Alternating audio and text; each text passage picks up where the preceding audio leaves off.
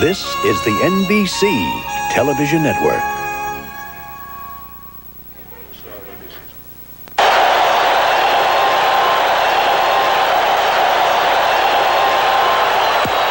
High fly ball into right field. She is gone!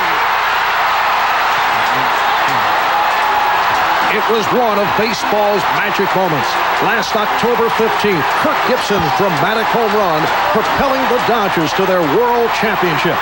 Now the Dodgers are preparing to defend their title, seeking to become the first team since the 77-78 Yankees to repeat as World Champions. And this afternoon, they continue their exhibition schedule against the American League East champion Boston Red Sox, a club that has certainly had its share of controversy these days. And it's a beautiful 84-degree day at Shada Lakes Park in Winter Haven, Florida, the spring home of the Red Sox. Hi, everybody. I'm Marv Albert, and we welcome you to NBC Sports 1989 coverage of Major League Baseball. 2 weeks from today, our Game of the Week telecast will get underway. And it should be pointed out that this has not been a typical, uneventful, relaxing type spring training. On the contrary, it has been turmoil-filled, featuring a host of news-making incidents. The most serious allegations that Cincinnati manager Pete Rose has been betting on baseball. Rose is under investigation by the Office of the Baseball Commissioner. And there were explosives involving the New York Mets. At their team photo session, Darryl Strawberry took a swing at teammate Keith Hernandez and walked out of camp for one day, dissatisfied that the Mets would not renegotiate his contract. Last week, the Mets and Blue Jays, in a rather hostile exhibition game, had 3 bench-clearing eruptions. At least this time, the Mets were fighting the opposition. But the Phillies fought amongst themselves. Teammates Chris James and Von Hayes went at each other under the stands before a game. The Yankee camp wasn't quiet as Ricky Henderson charged that certain members of last year's Yankees abused alcohol and partied too much. Charges that were not appreciated by teammates who verbally lashed back. Then there was Danny Cox of the St. Louis Cardinals, frustrated over yet another arm injury, taking it out on a television cameraman. And the ongoing attention generated by the Wade Boggs-Margot Adams affair has carried right through spring training, capped off by last night's interview with Barbara Walters that the Red Sox did not appreciate. So it's been a curious string of events, and we're 9 days away from the start of the season.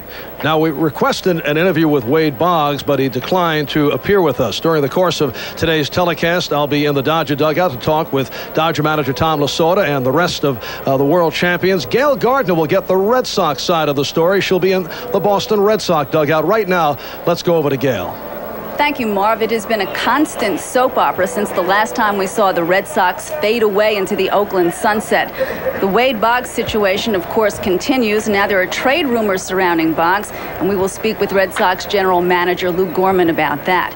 There were public statements made by Roger Clemens, statements threatening the press. He has now fallen silent.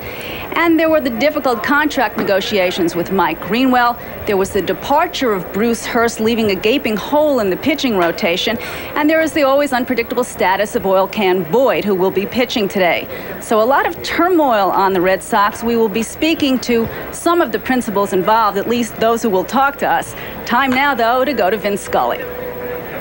Thank you, Gail. Hi, everybody, and a very pleasant Saturday to you, wherever you may be. Welcome to Game 1, albeit it is an exhibition game, but it's a dandy. The Boston Red Sox and the world champion Los Angeles Dodgers.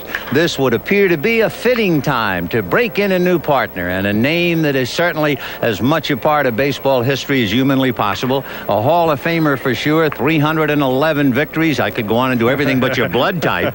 Tom Seaver. And Tom, welcome to the show. Ben, thank you very much. It's nice to be back with NBC, and I'm looking forward to a very enjoyable baseball season. I've been out for a couple of years, but you never lose that love for baseball, and I'm just looking forward to a very enjoyable season. Well, today particularly, we would be most interested in your input as far as spring training is concerned. For instance, when they take the field today, the Red Sox will have won 8 games, the Dodgers will have won 12 games, but what does that mean? Well, you kind of have to divide spring training up into sections. The early section is when all the kids are here, all the phenoms are here.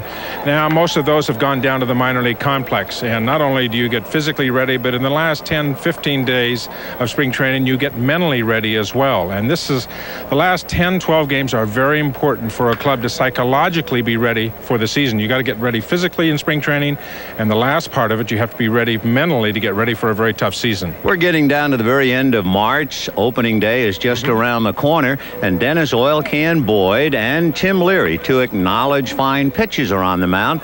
Where are they in spring training? What do you think they'd be trying to prove at this juncture? Well, they're getting away from throwing and trying to pitch. Early in spring training, you're throwing, trying to get your arm in shape. Now it's time to do some pitching, spot the ball, change speeds, get around.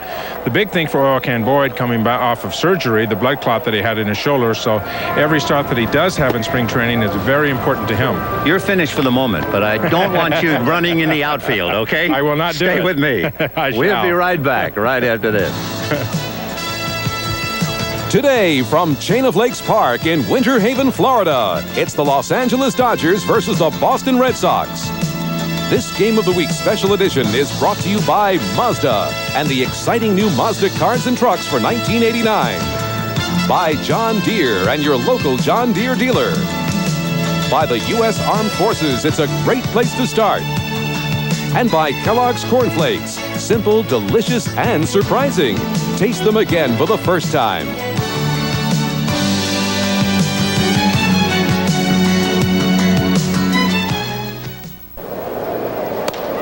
Just about time now to take a look at the Dodgers starting lineup. Willie Randolph at second base and Alfredo Griffin at short, with Mike Davis and Eddie Murray the DH. John Shelby in center, Mickey Hatcher at first, Tony Gwynn, Tracy Woodson, and Mike Scioscia in that order.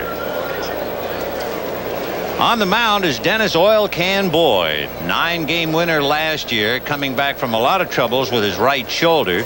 You may or may not remember he had to have surgery in '87, and twice last year he was bothered with blood clots, sizable, so that it looked like there was a marble underneath the skin. It really was scary. And Willie Randolph to start it off. Breaking ball, and we're underway. 0-1. Randolph adjusting to his ball club, and he does give the Dodgers an element that they have not had too much, and that's not any knock on Steve Sax, but he is better at turning the double play than Sax, so they will be stronger in that particular area.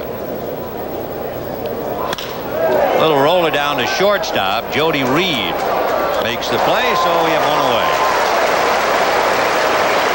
The Dodgers, as you may remember, won 94 games. They finished 7 games in front, beat the Mets 4 out of 7. They went on and win the World Series. And the Red Sox won 89 games, the fewest by any American League East champion, and they lost 4 straight to Oakland.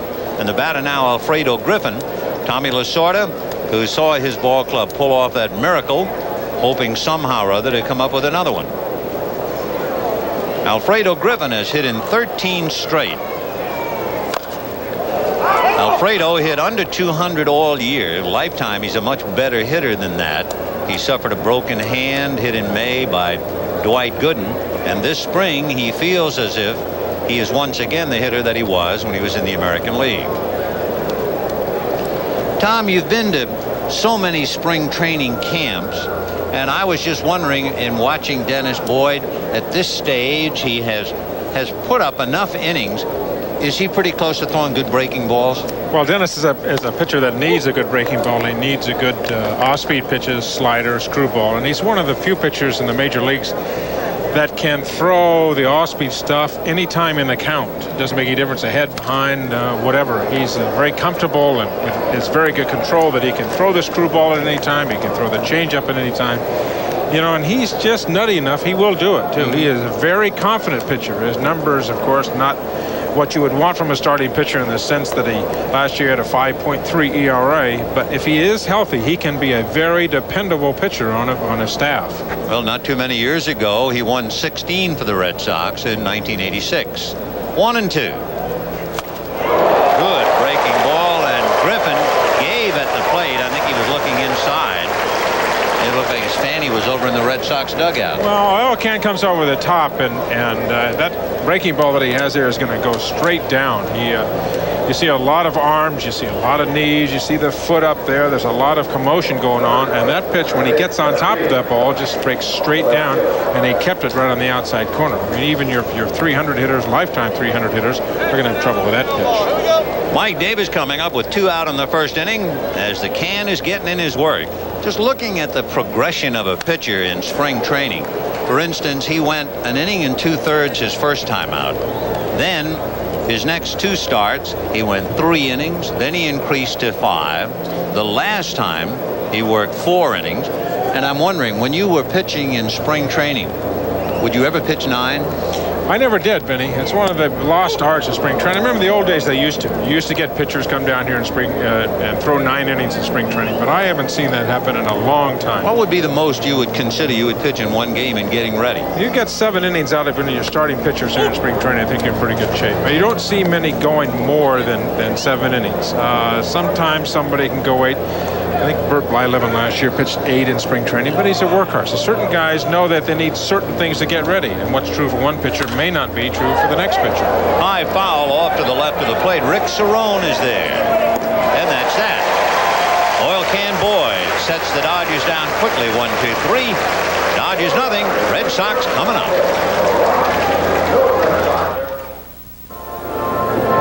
Red Sox come into the game having won 3 straight. Jody Reed, Marty Barrett, and Dewey Evans. Then Mike Greenwell in left. Ellis Burks, the DH is Jim Rice. Nick Osaski, who came over from Cincinnati. Rick Cerrone behind the plate. Ed Romero playing for Wade Boggs, who has a muscle pull and will probably miss a couple of days. Tim Leary on the mound, and the first thing Tim had on his mind today was to send along his best wishes to his Uncle Phil in Arlington, Massachusetts. Phil recovering from surgery, and we're happy to pass along those best wishes. Leary, a 17-game winner last year thanks to a split-fingered fastball. And starts Reed with a strike, 0-1. Spike Owen dealt away, so it is Jody Reed's job. Todd Benzinger gone, so first base certainly a golden opportunity for Osaski. And there again, strike 2. You played briefly for Boston, and you were a veteran by that time anyway. I wonder how long it takes a man to become part of a ball club, and I guess it depends on the individual. Well, it depends on the individual and the amount of contribution, I would think, certainly, Vinny. But half a year really does not do it. You spend a year with the guys in the clubhouse every day, on the airplanes every day, in the buses every day, going to different ballparks and on the road. After about a year, you really become and feel like you're just part of the team, part of that group. You had about a half a year with Boston? I had half a year. Yeah. That's lifted back to first down the line. Chris Gwynn coming to the chalk, but is going to drop foul untouched. And the count 1 ball and 2 strikes. I got over to Boston, and John McNamara was the manager. Of course, John was replaced last year by Joe Morgan here at the Red Sox. But I got over there in the middle of the year, and they were in a pennant race and got to the World Series against the New York Mets. And it's always I wasn't able to pitch because I had knee damage. I had torn cartilage in my knee, but it's always a thrill, obviously, to go to the World Series, and one of these things that everybody is down here in spring training for, trying to get to the World Series. High drive to left field, and Mike Davis is there to make the catch for the out. 1 away, and Marty Barrett coming up.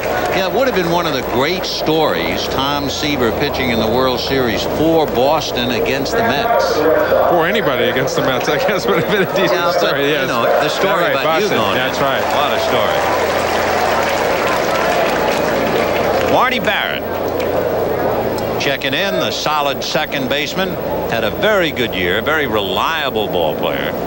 Understand, and of course contracts very much in the news these days. And Marty Barrett looks at what Steve Sachs got with the Yankees, and he would like to explore that situation with Boston. He sees also what Scotty Fletcher got with the Texas Rangers. And earlier, I talked to Marty earlier before the game, saying that he had set a date, March 25th, as saying this is kind of when I would like this thing wrapped up, today being the 25th. Nothing has happened, he said. He would like to spend his career in Boston. He likes Boston. He likes this ball club. But if there is no movement, he would not be against moving on to another ball club. He says, yes, it is business, and business is business. That's hit foul down the right field line out of play, and the count 0-2. Wade Boggs, we understand from what we've read and heard, wants a 3-year deal with no trade in the deal. Meanwhile, I think if he signs where it is not a no-trade deal, that would then make him more available, I think, to other teams. Well, it's one of the things that's holding the trade. If Wade Boggs is indeed going to be traded, that's one of the things that's holding it back for Lou Gorman, the general manager of the Red Sox, is that he is on the last year of a contract. There's a ball that's hit well into left center field. John Shelby and Mike Davis, and it's over Davis' head and against the wall. Marty Barrett into second base making a turn, and the relay by Alfredo Griffin is not in time.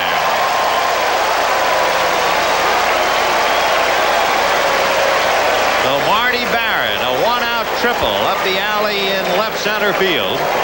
And now you have Dwight Evans and Mike Greenwell to pick him up. Ran it down in the outfield, but the big thing was an 0-2 pitch right up in his eyes. That's a typical spring training mistake, and something that during the season would drive people crazy. Barrett, running well, he's a good little player. He's always people underestimate what he can mean to a ball club. I believe doesn't have the greatest range defensively, but he's always in the right spot. And you see right there, he wasn't looking at the third base coach. He made the judge himself, went right on to third base. He knew the outfielders. He knows how people throw in the outfield. He's a smart little player and does the little things mentally that help you win. Well, we'll see now about Dewey Evans picking him up from third. And later on, in talking about Marty Barrett and his contract, we're going to have a chance to visit with Lou Gorman. And, of course, that triple is going to help him a little bit, I guess, right? Say, what a heady player. Do you hear Seaver? You want to sign him. I think they're well aware of that. Yeah, I think so, too. Yeah. Well, here's a fellow who has had an incredible career, and I'm so glad that his son Justin is all right. And Evans at 37 has a clear mind and is enjoying a fine spring. High twisting foul down the line. Hatcher trying to get under it. Does. Barrett tags, comes to the plate, and he scores.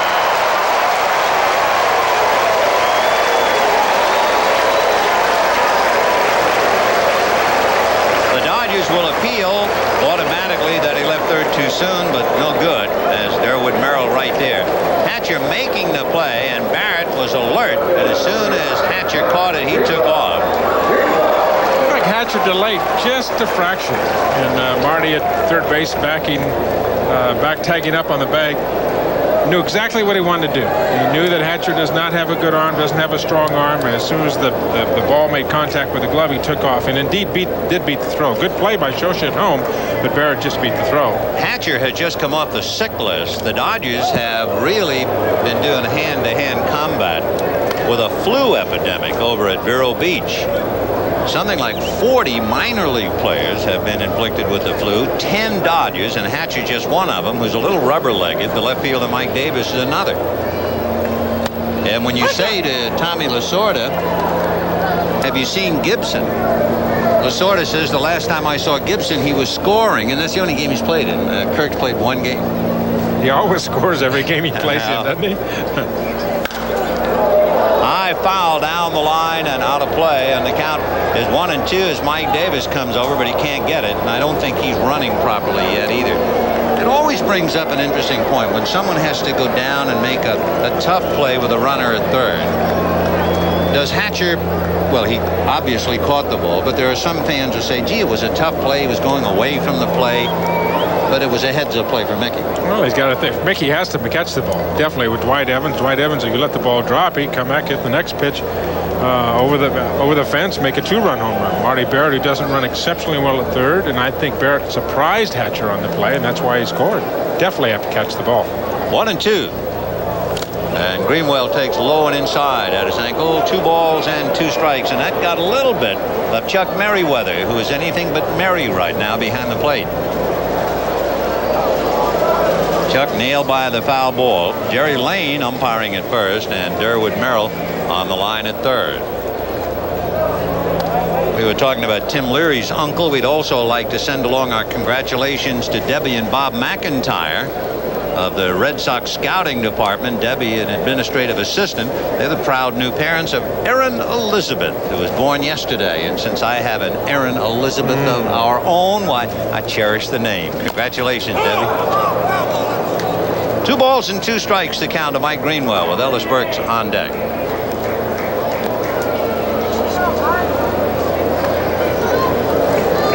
There's Oil Can in the dugout, sitting next to Bill Fisher on his left, the pitching coach for the Red Sox, Joe Morgan, covering that arm. No, not necessarily to wear a jacket in spring training, but pitchers will always keep that skin covered.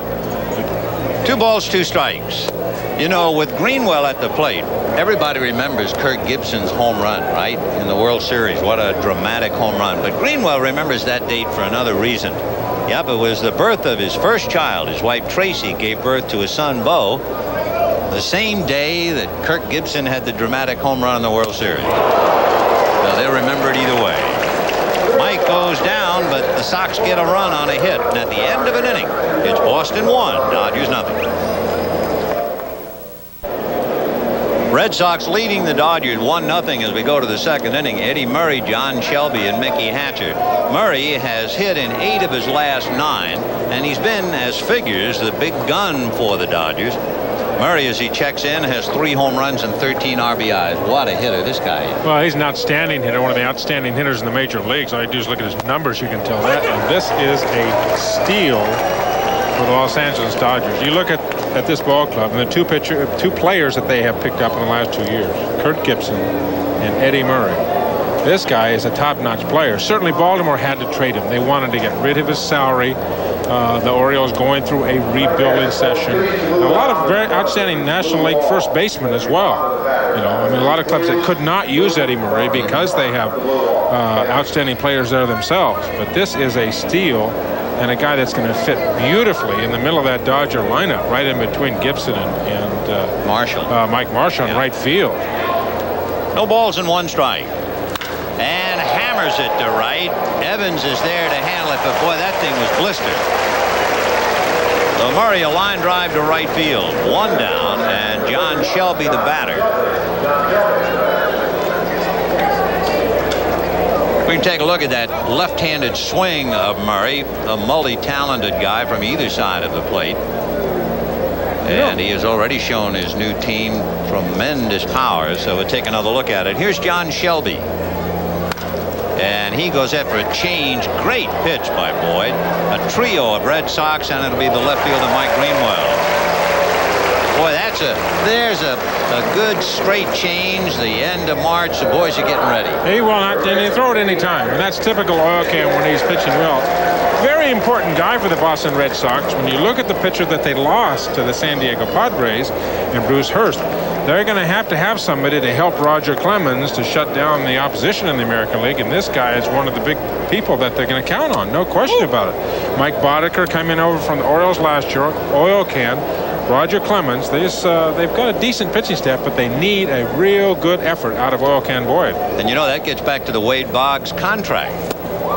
If he does sign a deal without a no-trade clause, suddenly you think of Langston, Bannister, somebody who might very well come over and join the Red Sox.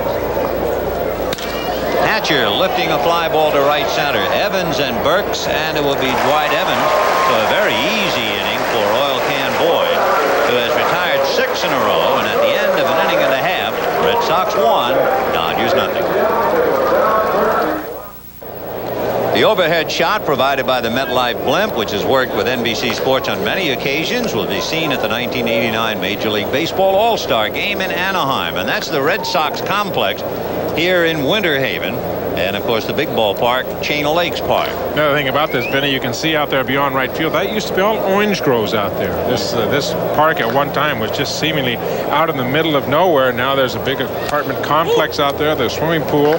I mean, this was really in the sticks at one time. Yep. You really felt like you were right in the middle of Florida's orange groves out here. The very talented Ellis Burks, followed by Jim Rice and then Nick Osaski. Tim Leary, a 17-game winner who really turned it around, and Burks, one of the really outstanding young players in all of baseball. And with all of it, 24 years old. He had arthroscopic surgery in his right ankle in '88 in spring training, and still came back with a fine year despite a wrist problem to go along with it.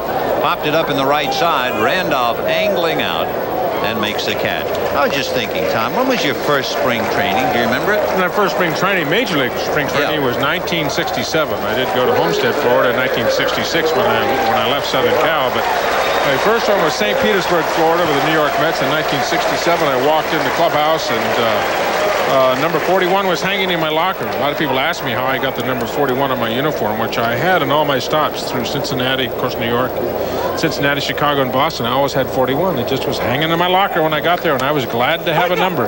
Well, here's a number that's been hanging in the Red Sox locker for a long time, and Jim Rice having a tremendous spring. He's hit in 12 straight. He leads the club with 4 home runs, 18 RBIs, and he's hitting .441. I don't think they got him out yesterday. The Cincinnati Reds didn't quite figure out how to get him out. He is just crushing the ball. That, of course, is a great sign for the Sox if Rice is coming back. 1-1. Ball 2, 2-1. Richie Hebner, the batting coach for the Boston Red Sox, who is replacing Walt Rainiac, said one thing that Jimmy might be doing differently is that back right leg. He's almost going after it like he is with a golf swing. He really felt like for 2 years Jimmy was hitting upper body, and now he's getting that lower half of the body into it, turning that right knee into it as he goes to make his swing. Richie felt that before. There's Richie Hebner in the Boston Red Sox dugout, the new batting coach, replacing a very good man, Walt Rainiac, by the way, who has moved on to the Chicago White Sox. For a sizable contract and a lot of money. That's right. And he does because of his well-deserved, because of his track record. 2-2. 1 out, second inning. Red Sox 1. Dodgers nothing. Foul back. Richie Hebner, when he first came up with Pittsburgh, they always talked about the fact that he had an off-season job of digging graves. And a lot of people have baseball language, dug a grave for Jim Rice. Here he is roaring back. Ball 3. When you were a solid major league player, were you more or less allowed the opportunity, and I'm thinking about Rice and others, to train on your own according to your own schedule? It depended on the manager, but for the most part, sometimes you reach a certain level and you can just more or less pick your own way and find out what you have to do.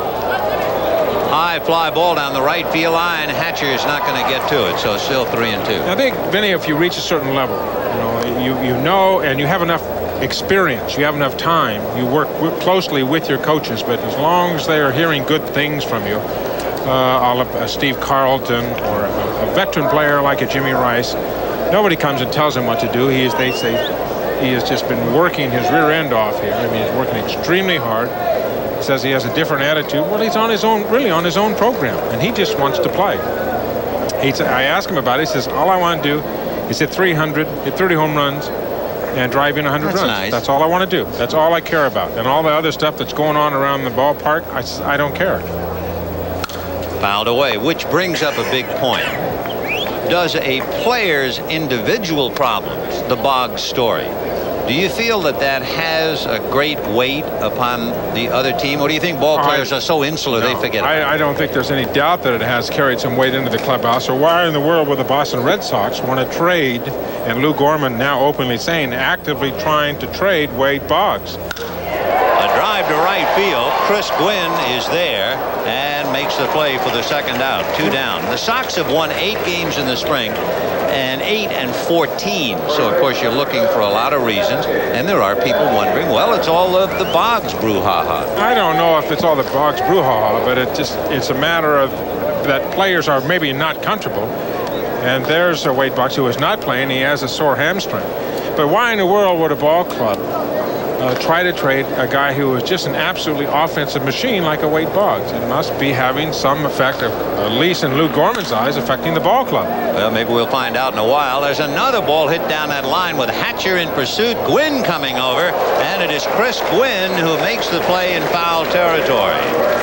So they're gone in order at the end of 2-1-0. Red Sox will be right back after these messages from your local station.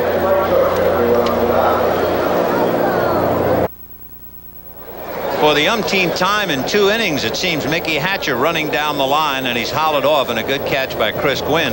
Hatcher coming off the flu list and has to be a little rubber-legged, and running down the line and looking up to the sky is like painting the ceiling of a closet. It's got to get you a little goofy. And when you run down there, you're running on your heels anyway, looking back over your shoulders.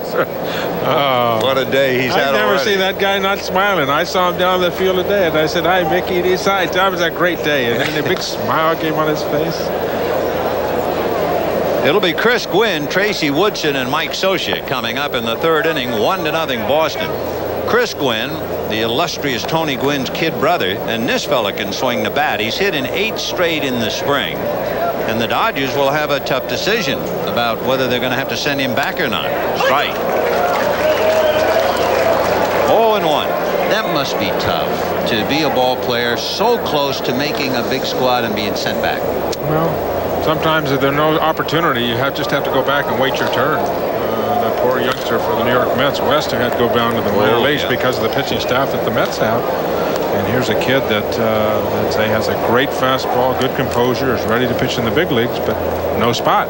And you can't take him up to the big club if you're going to sit him down. Young players like that have to play somewhere. Just like the kid Jim Abbott for the Angels. He's got to go out and pitch. You have to go pitch someplace. 0-2. Breaking ball hit to first base, grabbed there by Nick Osaski, who feeds Boyd coming over in time. 1 away. Tracy Woodson will be coming up. It's another thing about kids. You think of spring training as a very relaxed, easy part of baseball life, but the kids who are trying to, well, not that kind of a kid. He's just having a ball with that red hair. Yes. It's like one of mine. Isn't that great? But a kid like a Woodson, for instance, there's some pressure on him to try and impress because he's a borderline player. Well, we talked about it a little bit before. Maybe Jim Rice being on his own schedule, making up how he wants to go about it. Well, that's, he's earned that status. Well, the other part is maybe the pressure and the game face for these young kids, starts from day one because they're trying to make a job. No question about it. Other guys that are veterans, like Socia, who's on deck, he knows he's going to catch. He just has to get physically ready and not get hurt. Other guys got to, they're trying to make a ball club and trying to earn a position. This kid can play first and third, and he's been swinging a good bat. Tracy Woodson hitting .400 in the spring. And the can throwing very, very well. Every time you look up, it's 0-2. Yeah, that pitch was a bad pitch. That's the worst pitch that he has thrown. The first couple innings, he threw 15 pitches, 12 strikes and 3 balls, but he had 0-2 count there, and that was either a screwball or curveball, and he hung right up in his eyes. And Ken knew it too. He knew it was a bad pitch, and you'll see his reaction. See where the ball is up in the strike zone, right in the hitting zone. There's another one. That's dropped behind the plate, so Cerrone picks it up, and he out recorded it first. So the can has retired 8 in a row. That's his second strikeout. A lot of people feel Gibson's home run was the biggest in 1988 for the Dodgers, but there are a lot of people close to the Dodgers who say this is the big home run. The Dodgers were losing. Socia had hit only 3 home runs. He hits this one against Dwight Gooden, ties up a game they appeared to have lost. The game went 12 innings. The Dodgers won it and went on from there to the glory. But what a home run that was. Now, he's another fella you would never really think much about in spring training. He hit a home run the other day to win an exhibition game against Atlanta. It's the only home run he's hit in 13 years of spring training. So much for the spring. 1-0. Socia has slimmed down, and the leaner he gets, the better he will be. He's a big man, and of course he has a great reputation of blocking the plate, but he got too heavy. Good fastball. 2 balls and 1 strike. 2 down, third inning. Red Sox 1, Dodgers nothing from Chain of Lakes Park in Winter Haven. And especially for those folks who live in bad weather today, we share a little of this for you. High fly ball into deep right field. Back goes Evans at the wall. He's hit his second home run in 13 spring. But the key is, it's no fluke, he has lost weight. And he is so much quicker in getting his hips out of the way, and he can be kind of a rebirth player. You take him for granted. Let's take another look at that swing. Another breaking ball just stayed right in the middle of the plate, and here's a good shot of the hips, as you talk about, Vinny, and boom, he does clear them out of the way. That's what brings the bat through. Either a hanging curveball or a hanging slider. Dwight Evans going back in case he would have a chance, but was gone from the time he hit it, and hit it extremely well. A couple of bad pitches the last couple of hitters. That pitch right in the middle of the strike zone. Willie Randolph, the leadoff hitter, now takes ball one. 1 ball and no strikes. We have a 1-1 tie here in the third on this Saturday afternoon visit. Kind of a game for you as well as for all of us. Spring training exercise. 1-0.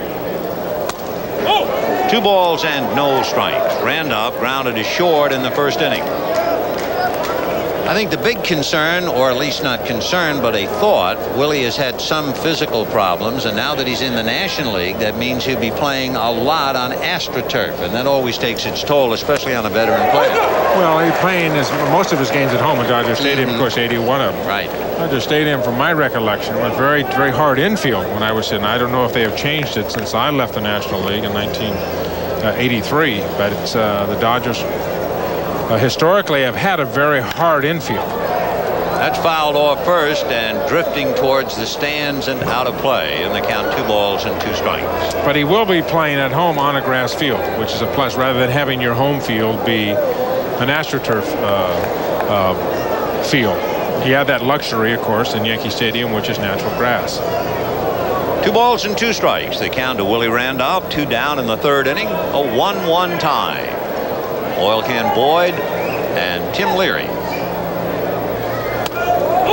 3-2. On deck, Alfredo Griffin. It's interesting in this day and age. You look at a Dodger lineup. The Dodgers, an organization that prided itself in developing its own. And the first 6 hitters in the lineup all came over from the American League. Here's ball 4. You have Randolph, Griffin, Davis, Murray, Shelby, and even Hatcher came over from Minnesota. I think in a sense baseball legislated for socialism so there would not be any dynasties anymore, you know, to win 10 years in a row. It was unheard of. He didn't have guys go back and forth. And you look at the Boston Red Sox, the first 6 guys in their lineup have never played for anybody but the Boston Red Sox. It's kind of a reverse of what you think it would probably be because of the great tradition of the Dodgers having their own kinds of people, their own out of their own farm system. And you know, one of the big tip-offs on the big change in baseball, 2 organizations extremely successful and great minor league systems wound up trading with each other, Baltimore and Los Angeles.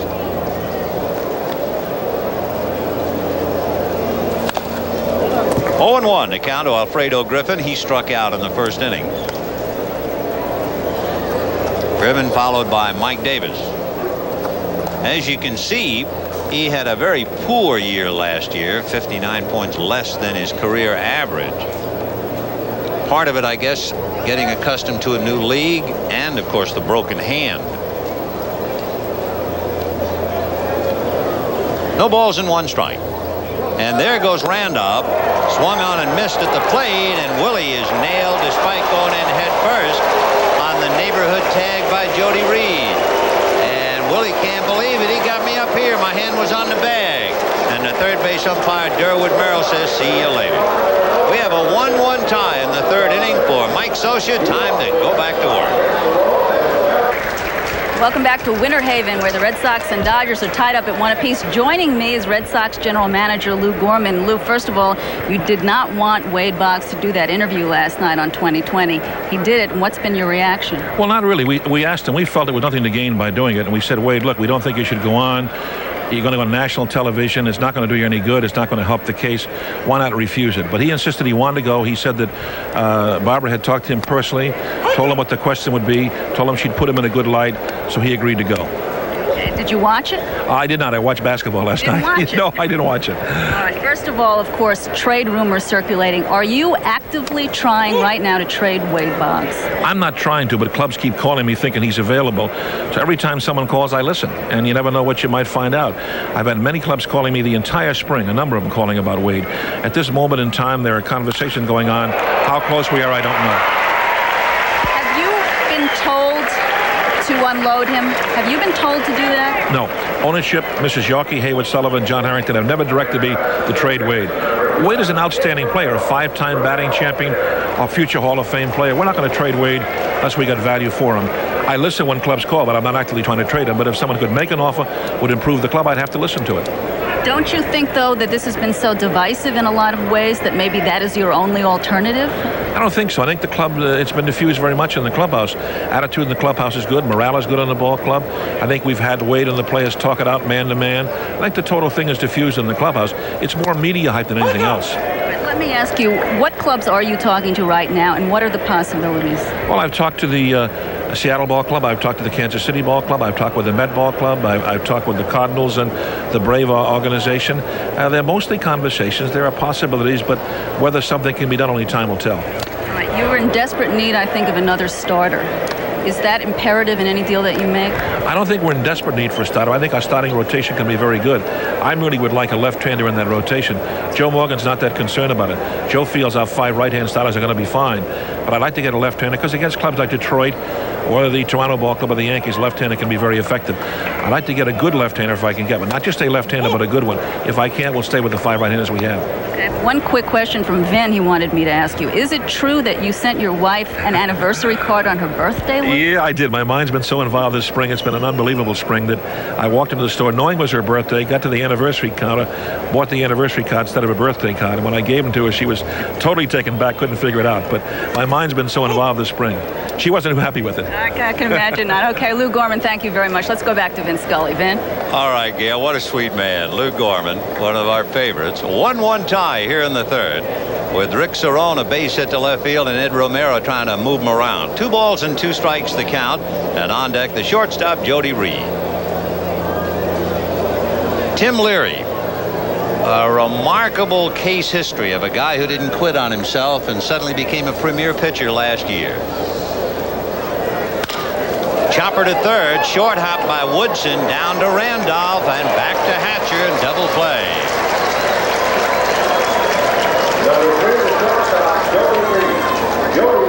Leary certainly is a guy that could have quit, Vinny, and you consider the year before he was 3-11, just had an awful year.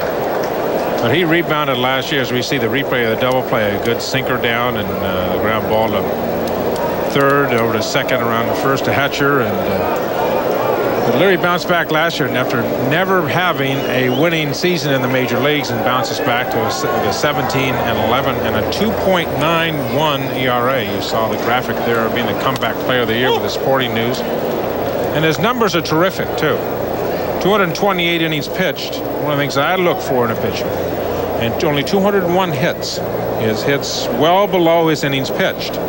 And very indicative of a guy that's is going to have an outstanding year simply because of the numbers, and it's because he went down to Mexico and learned a new pitch. He became the Dodgers' answer to Mike Scott, coming off a 3-victory season. He learned the split finger fastball, perfected it in the Mexican League in Tijuana, and then came back and won the 17.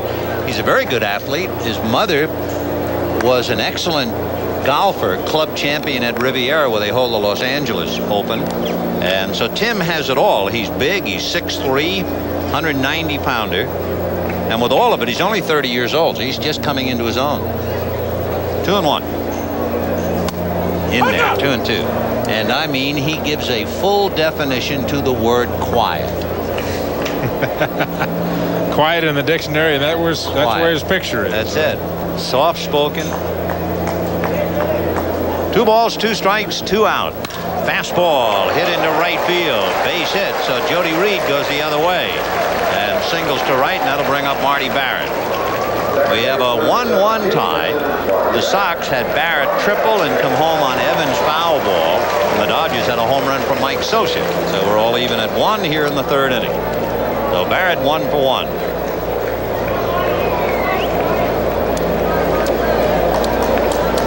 On deck, Dwight Evans. Red Sox will open against Baltimore on the road, and of course for Baltimore, a team that lost 21 straight and wound up losing 107. Boston has to hope that they're going to get off on the right foot. The Dodgers, meanwhile, are going to open up against the Cincinnati Reds on April the 3rd, and there's another ball club like Boston that has to be shaken up over the Pete Rose stories. Has to affect the ball club. all the press. I mean, the press day in and day out and day in and day out, and it's very difficult to be able to concentrate on your job when you go out on the field. Wade Boggs is able to do it. I mean, you look at his numbers. Just last year, he had 366, the second highest he's ever had. It raises a lifetime average. Isn't it true, Won another though, batting title. When the media is on you and you're the center of attention, that's off the field, and actually baseball becomes the great escape. Almost a relief is exactly right. But there's no escape in the clubhouse, and when the media is around so much. Certainly, the situation in Cincinnati has got to be upsetting to especially the young players on that ball club who look up to Rose as in a sense of being an idol. With Jody Reed going and the pitch juggled, he has himself a stolen base. So Reed into second with 2 down in the 3rd inning. See Socia leaning on the outside part of the plate. Started to come up to get the throw off, and like a piece of wet soap, it just came right out of his hand. Well, something you won't see from the Red Sox very often. They certainly don't steal many bases. They don't even attempt to steal many bases. Unlike some clubs that come to mind, the St. Louis Cardinals, who are running all the time. They're the graphic last in the American League in stolen bases in 7 of the last 9 seasons. Ooh, 2 balls and 2 strikes. Of course, when you play at Fenway and the Green Monster, etc., I guess you're thinking basically more of hitting one out of the ballpark rather than the stolen base, and Joe utilizes what he has. You know what Joe was saying before the ball game? He was talking about Mike Greenwell, and he said Greenwell was really unlucky last year in that he probably lost 7 or 8 home runs to the wind. And Ted Williams has always said that people are not aware of the fact that when you play in Fenway Park, the prevailing wind is from right to left, and a lot of balls hit to left field are cut down. And in Mike Greenwell's case, as Mike sits there taking in the game, Joe Morgan was saying, by gosh, Ted was right. Greenwell lost maybe 8 of them last year, and of course he hit 22. So that's a factor that I don't think many of us have ever taken into consideration. Broken bat, blooper to right. Hatcher can't get it, and the run is in. And Hatcher is still painting the ceiling of the closet. I don't know how long he can go trying to make those plays coming off the flu.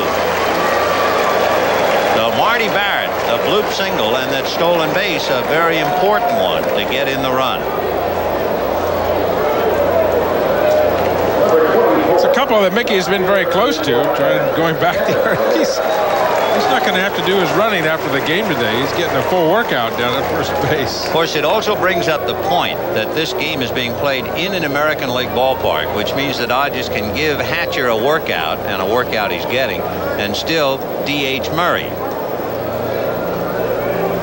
When you play an American League ball team in a National League ballpark in the spring, the American League managers are really fit to be tied, because they say, why do I have to be in spring training and have my pitchers do what they're not going to do for an entire season, as we see Eddie Murray. I stopped at Plant City yesterday and watched the Red Sox play the Cincinnati Reds, and then earlier today I was in the clubhouse talking to some of the Boston players, kidding Roger Clemens about his at-bats yesterday. I told him that was one of the weakest ground balls I'd ever seen. He had a little dribbler to the second baseman. He says, yeah, but did you see my line drive up the middle? Even the American League pitchers love it when they get, maybe the managers don't, but the pitchers love it when they get a chance to hit. Evans, who toes that foot in, fouled out, got the run home. He's hit in 7 straight. Unusual stance. This guy just gets better with age. 8 gold gloves he has. He's the only player with 20 or more home runs in each of the last 8 years in the major leagues. A beautifully conditioned athlete. Extremely hard worker. At 37 he can still play. And play with the best of them. 1 ball and 2 strikes. Look at those toes. So Dwight Evans striking out, but 2 base hits and a stolen base, and the Sox have taken the lead again. And at the end of 3, Boston 2, Los Angeles 1. Welcome back to Winter Haven. Marv Albert with Dodger manager Tom Lasorda, who a moment ago was pacing the dugout, very upset. You felt things were too quiet here, huh? Well, first of all, we didn't have too much life in his dugout, which I didn't like. Number 2, He's got the guy struck out when the guy was stealing second base. He should have been called out. It should have been a third out. There should have been no runs on the board. Well, the guy misses the call, and we don't get the guy at second. Next guy bloops the ball with 2 strikes, and we give up a run. I mean, it should have been a 0 up on that board as far as I'm concerned. The game should still be 1-1. Your regular season form here, Tom. Why not? I've come here to win. We didn't travel 2 hours to lose. You know, I'm looking at you. It is now a svelte Tom Lasorda. You like that, I know, also. You lost, what, 10, 15 pounds? You're killing your image, you realize. Yeah, I know. I realize that, but I've got to do it for charity, man. I got a lot of money riding on charity for this thing, and I've been taking that slim fast thing, and it's really been helping me a great deal. So I'm going to really lose. I got to lose 20 pounds by the All-Star break. I understand there is a challenge issued by Oral Hershiser, Kirk Gibson, and they have offered $10,000 apiece to charity if you lose, what, 15, 20, as you say, 20 pounds. And keep it off the whole season. Yeah, and then Hershiser came back, and if I lose 8 more besides that 20, he puts another $10,000 in. So also we have a group of nuns in Nashville, Tennessee, that with the charity money, I want to help them build a home down there. They need a home real bad. So I'm doing it because of the fact that it's better for me that I do lose the weight, but more important that I'm helping somebody. So you're pretending the carrots are actually hamburgers and steaks. Oh, Reuben sandwiches, Philadelphia cheesesteaks. When I eat my Slim Fast, I think it's filet mignon. And you looked very spry, I must say, taking infield practice. We were watching you, had the cameras on before the game. Yeah, I'm getting a lot of exercise, and I threw 2 hours of batting practice the other day, Marv, and it really helped me a lot. And I'm feeling good. My energy level is very, very good, and still I'm losing the weight, and this is what I need real bad. Thomas, I look back to a year ago at this time. You were involved, the ball club was involved in the aftermath of the prank that was pulled on Kirk Gibson that made a statement. He was very annoyed about it, and it seemed to change the tone of the Dodger ball club. And, of course, you went on to have a year that people did not anticipate. Well, Kurt has been a great leader for our ball club, no doubt about it. And it was a great thing for our whole organization, Marv, to win this thing like we did last year. It was a team that captured the hearts of America. Everybody was very, very proud of our ball club. Our guys believed in themselves. A lot of people didn't believe in us, and when we did it, they didn't think it was possible. So it made a great season. It was a team that really showed the entire world what you can do if you really believe in yourself. Tom, if things get or continue to be too quiet here, is there any plans for perhaps another prank to be played on Kirk? And who would do that? Well, we'll have to think of something. Somebody we want to get rid of. Yes. Make sure he pulls it on Kirk. All right, from a svelte Tom Lasorda, back upstairs to Vin and Tom. And a high drive to right field, caught by Evans. He's got a double play if he can get the ball to first, but he can't get it back in time. And Alfredo Griffin is back on the bag. So Mike Davis hits a long fly ball to right, and you can hear Lasorda trying to will that thing over the fence. Not quite enough. So Eddie Murray will be coming up with Griffin at first after the long out to right field.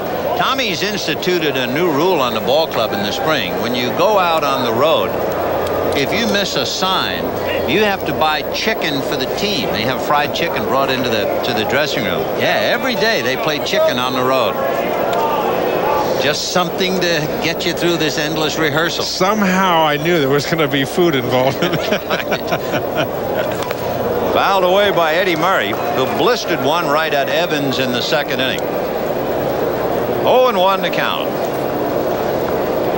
Eddie Murray certainly helped this Dodger lineup. Stick him right in there between Gibson and Mike Marshall. It's going to make Marshall a better hitter, take some of the pressure. You know, when you take a hitter of this magnitude and stick him in the lineup, it just helps everybody. It helps lighten the load of what a ball club has to do. What each individual has to do becomes lighter because an Eddie Murray can do so much.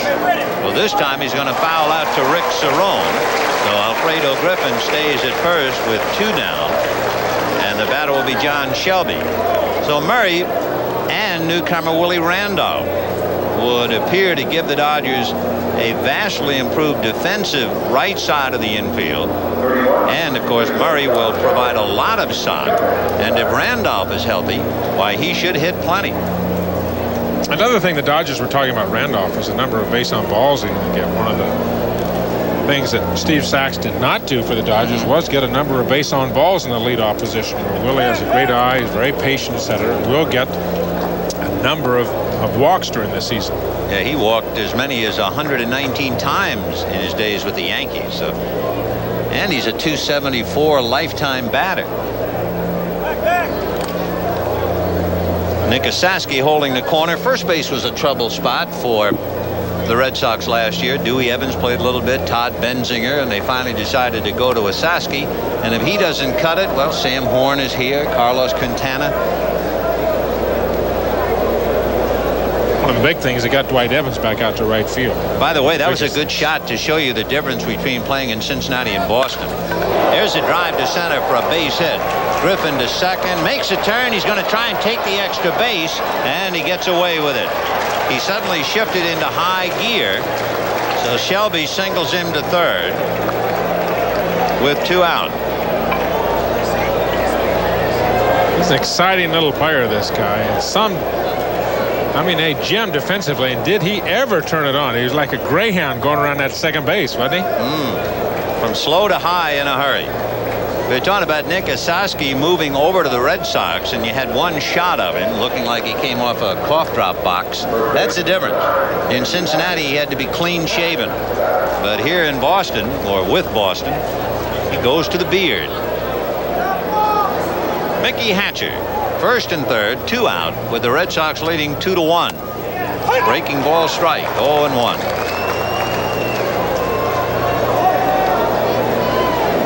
Hatcher one year when he joined the Dodgers.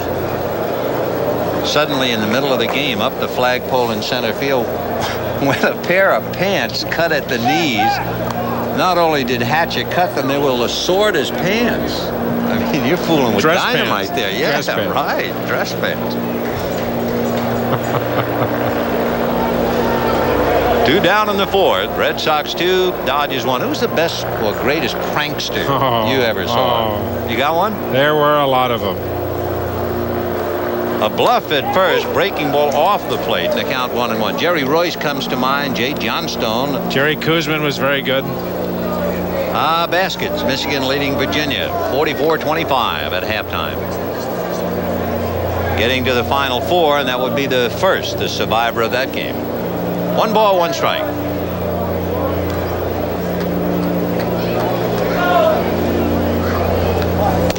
Oh! 2 balls and 1 strike. Of course, considering what happened to Kirk Gibson last year, I guess you'd have to say Jesse Orozco. Well, if you're going to talk about Hatcher, I guess you're going to have to talk about Orozco. I think it did turn. Lasorda even talked about it in the interview down in the dugout. I mean, he must think it's great. Somebody pull a jerk on Gibson. That's right. That'll get your team in shape in a hurry. 2 balls and 1 strike to Mickey Hatcher. First and third, 2 out, 4th inning, and the Red Sox leading the Dodgers 2-1. And there goes the runner, the breaking ball strike, a fake at third, and they've got Alfredo hung up. Good play by Cerrone. So one ex-Yankee hangs out another. Oh, what a great fake by Cerrone, because he didn't baby the fake.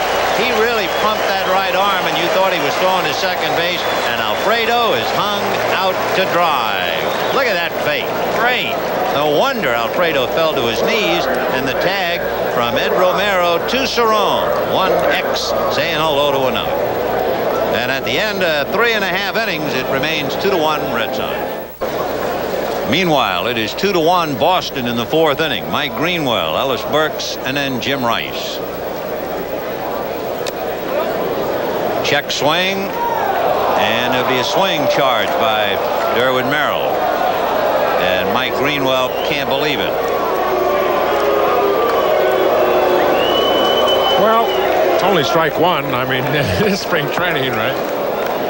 Look on the replay. I don't think he went by there. Of course, it is spring training, and he peeled right away. No hesitation down at third, of course, by Merrill. 0-1 the count. Greenwell struck out in the 1st inning. And that's promptly banged into right field for a base hit. So Greenwell opens up the 4th with a single to right. And the batter will be Ellis Burks. He does have just a beautiful swing. You know, one of the things that's going to be interesting to find out, here's an example of that swing. Nice and level, head right down on contact. That's how Walt Rainiac would teach hitting. Head up at the beginning, down at contact. And it'll be interesting to see how Walt Rainiac's departure affects Mike Greenwell, how it affects Ellis Burks. How will it affect Rich Gedman? That's right, Rich Gedman. You know, this is one of the things. He was a very important guy at this ball club. Not everybody liked him. Not everybody. Maybe some people thought his theories were too much stuff. But especially the young guys, the Reed, the Burks, and the Greenwell, how will they adjust to the absence of Walt Rainiac? And time will tell. Ellis Burks popped up in the second inning. 2-1 in favor of the Red Sox. 2 runs, 5 hits. Dodgers 1 run, 3 hits. Burks followed by Rice. I was watching when Greenwell showed his annoyance with Durwood Merrill. And as we get closer and closer to opening day, you notice players arguing more. It's as if they realize that things are becoming more important as we get close to opening day. And it's reflected with, 3 fights we've had now. The Mets in Toronto, Philadelphia, Pittsburgh, Seattle, Milwaukee, bench clearing, brawls. I'm not crazy about seeing that. Certainly the emotional level is coming up. It's very rare that you would see things like that in spring training. I remember in the old days, you wouldn't see them in spring training. You know, this didn't happen in spring training. One thing I remember in a spring training game years ago, arguing with an umpire, Frank Dascoli, and he cleared the bench. He sent everyone not in the game back to the clubhouse. It was an exhibition game, foul ball. And after the game, we were asking him, why would you do that? Why would you be so tough on it? He said, because it's a National League team. I'm going to see them during the summer. I don't want them to get bad habits and think they can get away with anything. Makes sense. Can you imagine? No. 1-2 to Ellis Burks. 2-1 Boston in the 4th inning. Boston, of course, got off to a horrible start, 3-11 in spring training, but they're 5-3 in their last 8. Talked a little bit about the start of the show about the emotional. Maybe this team is turning around as far as getting ready to play. Drive to center. John Shelby on his horse and will make the play. It's about as deep here as in any ballpark anywhere. It's 420 to center, so this is a pitcher's ballpark. And we have 1 down on a long out. Of course, in talking about Boston getting its act together, you think of the expression Morgan magic from last year. After the All-Star break, the Sox won 12 in a row. They won 24 straight at home under Joe. And suddenly a big surprise and went on to win the division. Well, what they also got, too, is Mike Boddicker from the Baltimore Orioles. And Larry Parrish came over and supply some right-handed power last year. That really helped Joe Morgan. And one of the biggest things is he put Reed in at shortstop and sat Spike Owen down. And he gave this guy less playing time last year.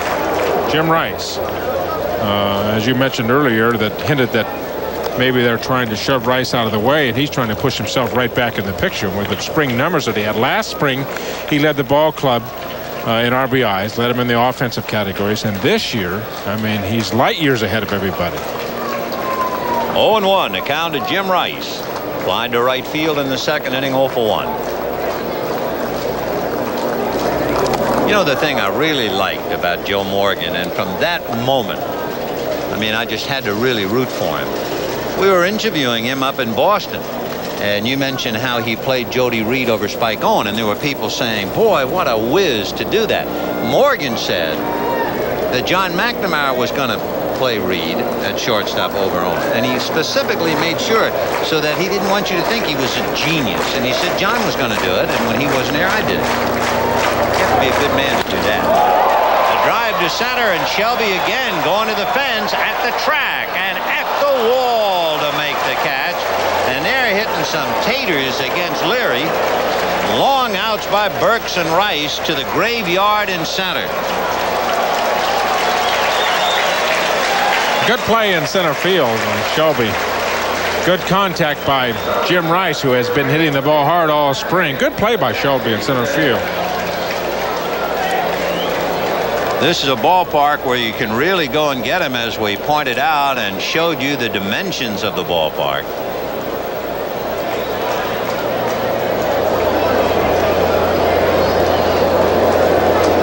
Rice is just crushing the ball. and has been all spring. Talked to Dwight Evans about him. He said he's getting his base hits, and he's not getting a lot of the dunkers. He feels his bat speed has improved, and he's hitting the ball hard all the time. Driving the ball like Jim Rice. Does that mean something, though, this time of year, spring training? Does it mean something to you? I think it's going to mean something to Jim Rice, certainly. A strike at the plate, and they nail him easily. The tag provided by Willie Randolph. So Greenwell is thrown out. No runs, 1 hit, nobody left. At the end of 4, 2-1 Boston.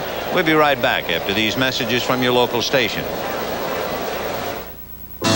This Game of the Week special edition is brought to you by the Heartbeat of America, today's Chevrolet, and by GMAC, the official sponsor of America's Dreams. We're going to the 5th inning, Chain of Lakes Park in Winter Haven. The Boston Red Sox leading the Dodgers 2-1. And in the 5th, it'll be Hatcher, Gwynn, and Woodson. And Dennis Oil Can Boyd, who's allowed just a couple of hits and 1 run. Home run to Socia, ready to go to work. And work it is as Hatcher greets him. So that's the 3rd hit. Remember, the Dodgers had 2 hits in the 4th inning, but Alfredo Griffin was nailed between 3rd and home. A moment ago, the Red Sox hit a couple of long outs to center, Burks and Rice, and we pointed out that it was 420 to straightaway center. And perhaps we should also put an asterisk and a footnote that it is no accident. In one area in center field at Fenway Park, it's 390, but the deepest point in center field at Fenway is 420. Fly ball to straightaway center, and Ellis Burks is there. So Gwynn, first ball swinging, 1 away. Tracy Woodson, the batter. Not a bad idea, first ball swinging against Oil Can, who has walked 1 and has been right around the plate. He has always shown excellent control. Always through his career. He's a phenomenal pitcher. You can get him in the hole, let's say 2 balls and no strikes or 3 balls and 1 strike. And most pitchers, a hitter could almost tell what's coming. Oil Can? No way. Got about 5 pitches he could throw at that point and get them all over for strikes. For Tracy Woodson, he struck out in the 3rd inning, 0 for 1. Joe Morgan was saying before the game he would like to get 6 innings from Boyd, but he would also have his fingers crossed that a clock then wouldn't pop up after it. That's the main concern down here right now. Obviously, he looks good and feels good. No balls and 1 strike. That's hit to center, but it's starting to fade just a wee bit, and Burks handles it easily. 2 down. Now Mike Socia coming up. He hit a home run in the 3rd inning. When you were pitching for a living, were you an eye-catching pitcher in spring training, or were you kind of so-so and working your way along? Or did you have a pattern? Were you very good in the early going? Some fellas are. Or you kind of. I think as a rule you're power pitchers, and you wouldn't categorize Oil Can Boyd as a power pitcher. Everybody's swinging at the first pitch. I know that. Bad hop, and that carries to center. Burks is going to 3rd with the throw, not in time as Hatcher with his landing gear down beats it. It should have been the 3rd out. That ball just kangarooed over the head of Jody Reed. So 1st and 3rd with 2 out. The Dodgers continuing to swing at the first pitch off of Oil Can Boyd, and Socia hits this ball sharply right up the middle. Reed had a good play, but a bad hop turns it into probably what's going to be a single. Last time up, Socia hits a home run, and the Dodgers showing some tremendous aggressiveness on the base pass. And poor Mickey Hatcher has been all over on this field, offensively and defensively as well. And there, a belly flap slide into 3rd. We were talking about Hatcher and how so many Dodgers have been out with the flu. Today, they're minus Tim Cruz and Jay Howell, the pitchers. Infielders Mike Sharperson and Franklin Stubbs. Outfielder Mike Marshall and Joe Ferguson. Kirk Gibson has had the flu. Hatcher is just coming back from it, and he's been on his knees more than standing erect. 1-0.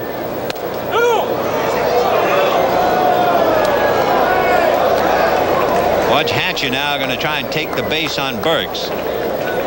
You think Joey Amalfitano at third was telling him to get down, or is he praying over there? Both. The Hatch here, who gets dirty. And he's not going to wipe it off either, is he? No, the badge of courage. 2-0 the count. Randolph is grounded out and walked 0 for 1. 2-0. Ball 3. And McCann now a little annoyed about what's going on. That bad hop ruined the inning for him. He should have been out of it.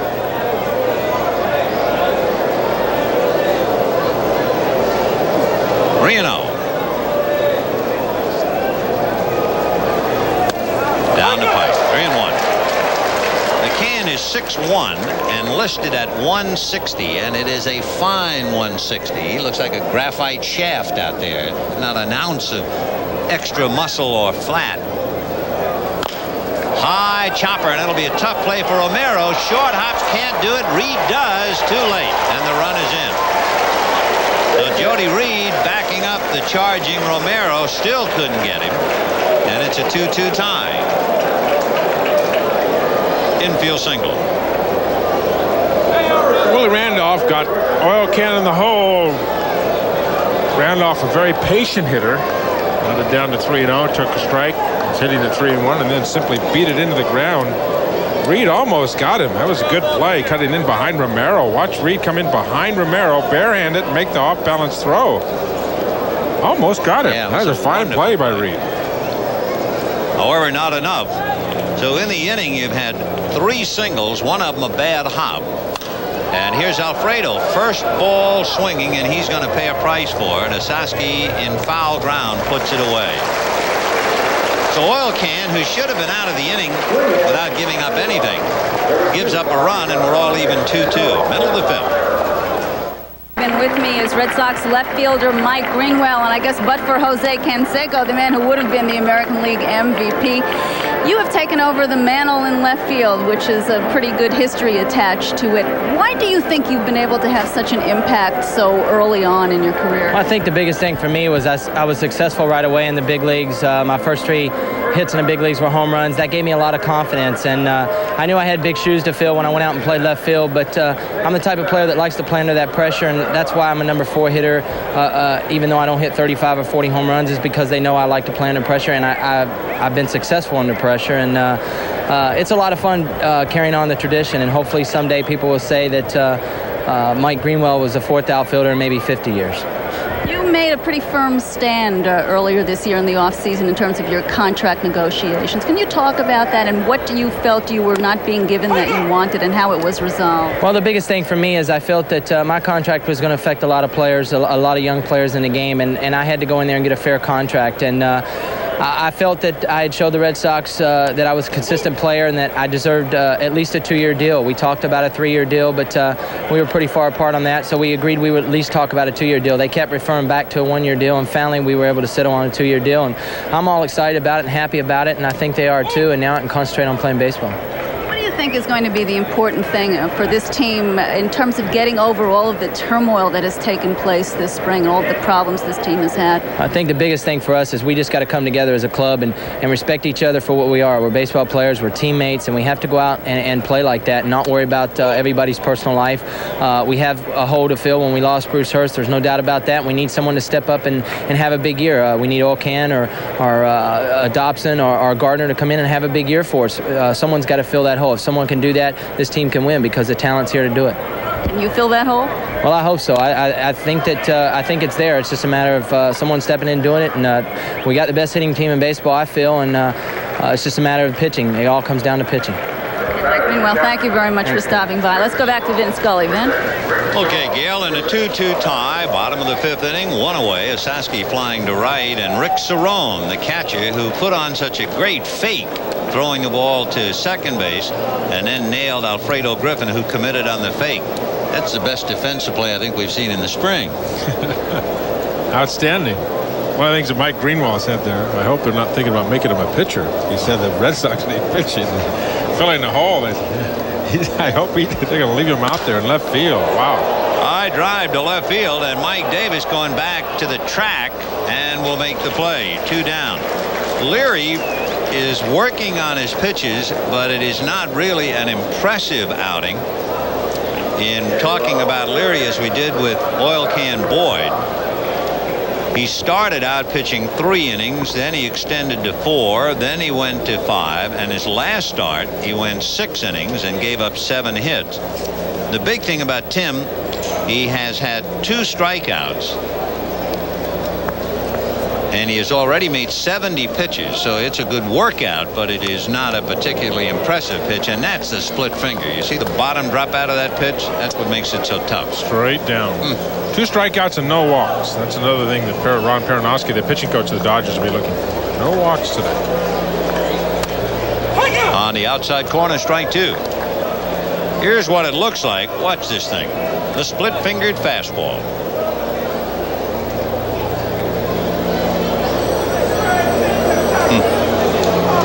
Picture is worth 1,000 words right there, isn't it? There's nothing I could add to that. The ball just seems to disappear and go straight down. 1-2. A 2-2 tie, bottom of the 5th inning. 2 runs, 6 hits for the Dodgers. 2 runs, 5 hits for Boston. Their only spring training meeting of the year. 2-2. Leary, of course, would be the number 2 or number 3 pitcher on this Dodger staff this year, depending on how things break. It's an outstanding staff. Led the National League last year. They are right behind the New York Mets, but they were just superb. They led the National League with 24 shutouts. Kurt Hershiser had 8 of them. Leary had 6 of them. Quite a pitcher. Fouled away. You have Hershiser, Leary, and Belcher. Fernando Valenzuela, and then the 5th pitcher, right now anyway, would be either Ramon Martinez, a youngster from the Dominican, or Mike Morgan, whom they just recently acquired. That's Ron Peronowski wearing the shades, the sunglasses. One of the things, excuse me, Benny, one of the things that a pitching coach will have to do in spring training, Ron Peronowski will be working with Tommy Lasorda on that pitching staff. You mentioned Hershiser, Larry Belcher, Valenzuela. Other pitchers in the Dodgers that will probably make that club are Pinion, Howell, Cruz, Ricky Portnoy. And that 10th spot is what some of the others are working for. A little pop fly and a trio of Dodgers. It'll be Gwynn, the right fielder. A lot of fly balls. That's 5 in a row. Fly balls from Leary, but he's got the side down at the end of 5, a 2-2 tie. Can Tom Kite do what has not been done in 10 years, win 3 straight PGA tournaments? Well, Kite, who won the Nestle Invitational and the Players, is certainly within striking distance of the lead held by Tim Simpson and Dan Forsman. So we'll find out about Saturday's round today, 4:30 Eastern Time. At 6 feet 8, he's pretty easy to spot. Mike Smithson, 9-game winner last year, tuning up in the bullpen, so this might be Oil Can Boyd's last inning of work. The Can has walked just 1 while striking out 2 and should be leading, except for a bad hop single that scrambled his eggs in the 5th inning.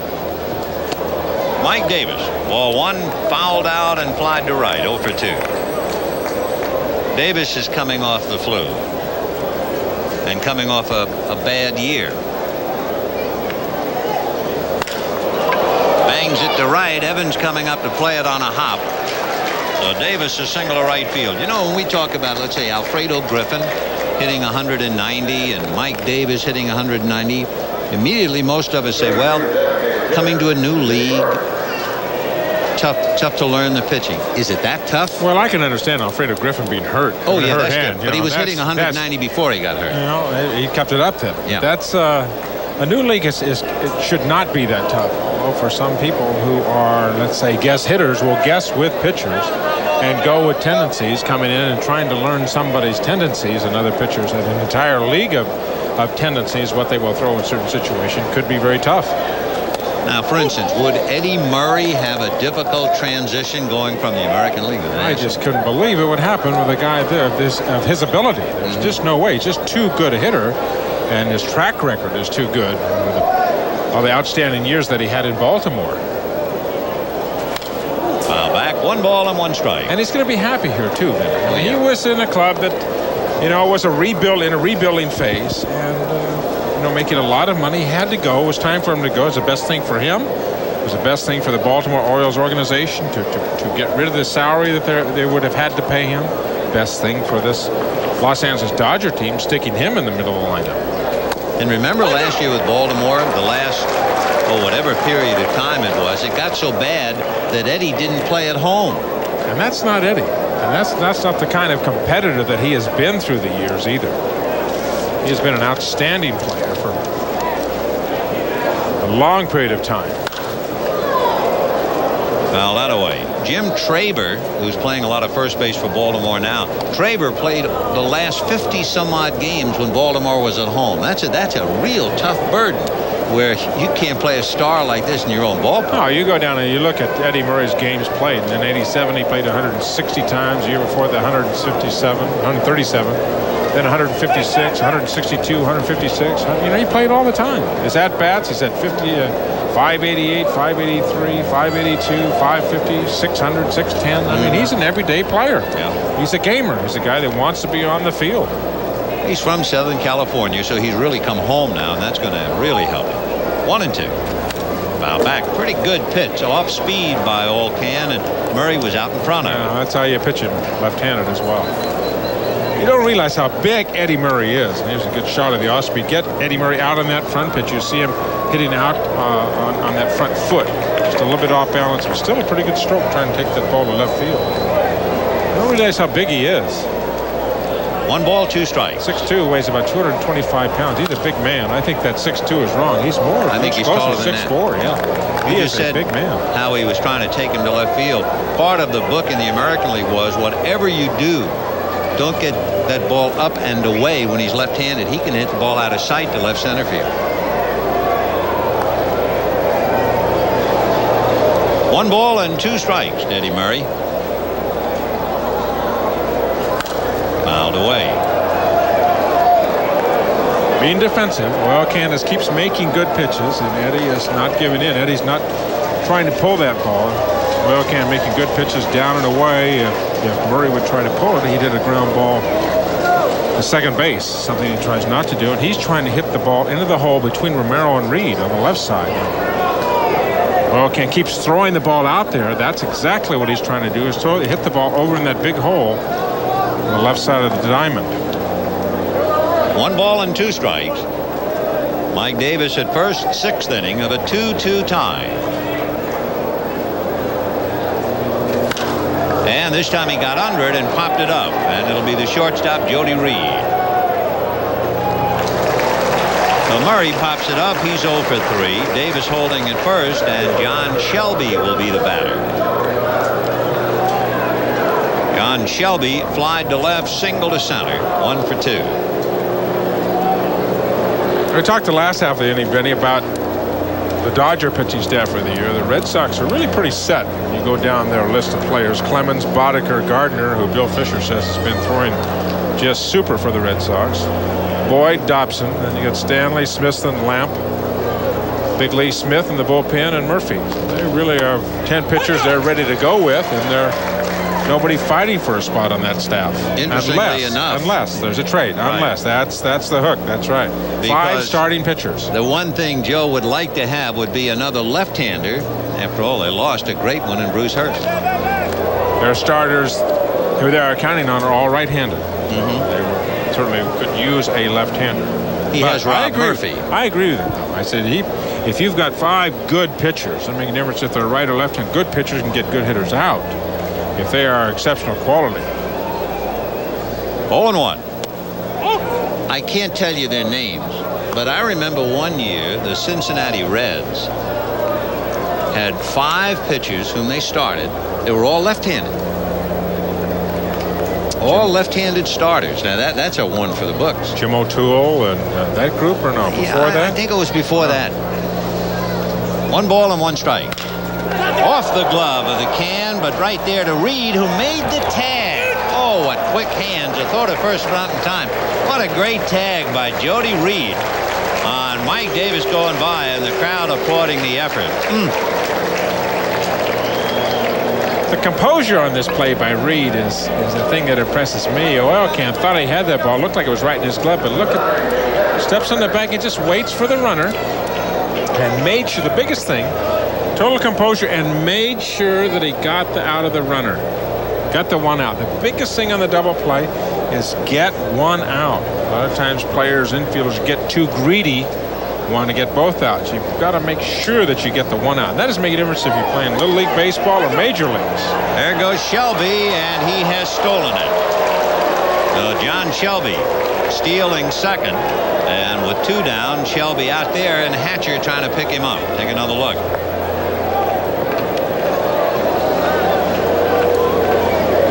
When Rich Gedman is catching, they have a very good arm behind the plate.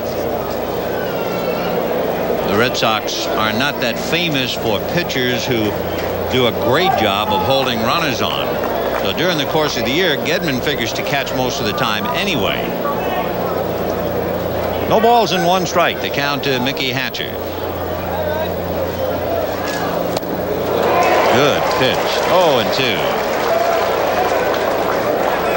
Oilcan Boyd, we assume, is finishing up. This should be his last inning of work, and he's been very impressive. Watch this one. We showed you Leary in the bottom dropping out. Look at this dude. Now that could be forked ball, or that could be the curveball. He's got pitches that'll go down. He's got pitches that'll come into your hand. He's got pitches that'll sail away. And he's not afraid to use any of them at any time. No balls, 2 strikes. And he takes care of them with a couple. That's the 3rd strikeout for the Can. No runs, 1 hit. A runner left at second. And at the end of 5 1/2, a 2-2 tie.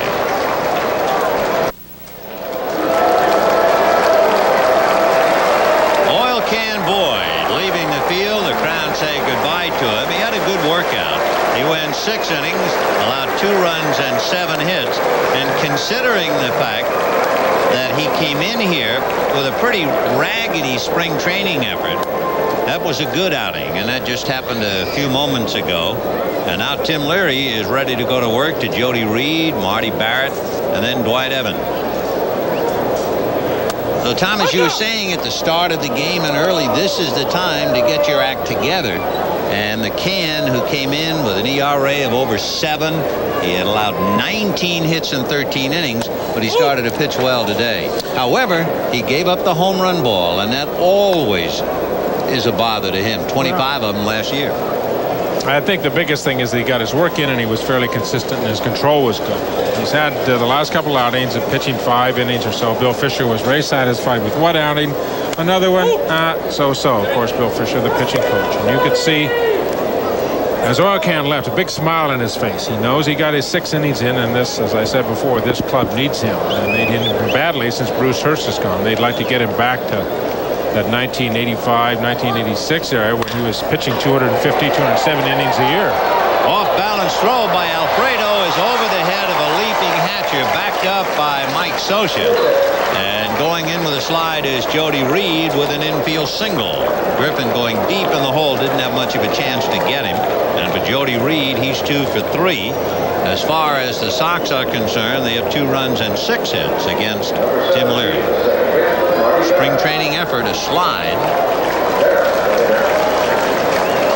We have no doubt about it. The competitive juices now are starting to flow as we get closer and closer to opening day. We were talking before about bench clearing brawls and umpires chasing entire teams from dugouts, except those actively involved in the game. Did you ever get involved in anything in spring training that comes to mind as that? As far as arguments, fights? Arguments were never in spring training, it didn't seem. I went 20 years and never got ejected from a ball game. I never got thrown out. Pitching for 20 years. Actually, spring training, I was Paul Runge, fine umpire in the National League. I had him in a game in St. Petersburg at Al Lang Field one day. And I threw a pitch to him. To the hitter, and the umpire called it, Runge called it a ball. It was clearly a strike. I mean, a dead strike on the outside corner, and I went, what in the world's the matter with that pitch?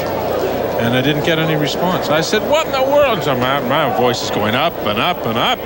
No response, no response. He didn't say a word to me. Wouldn't answer. I said, well, maybe he's hard of hearing. I don't know. Going back to the dugout after I got the third out.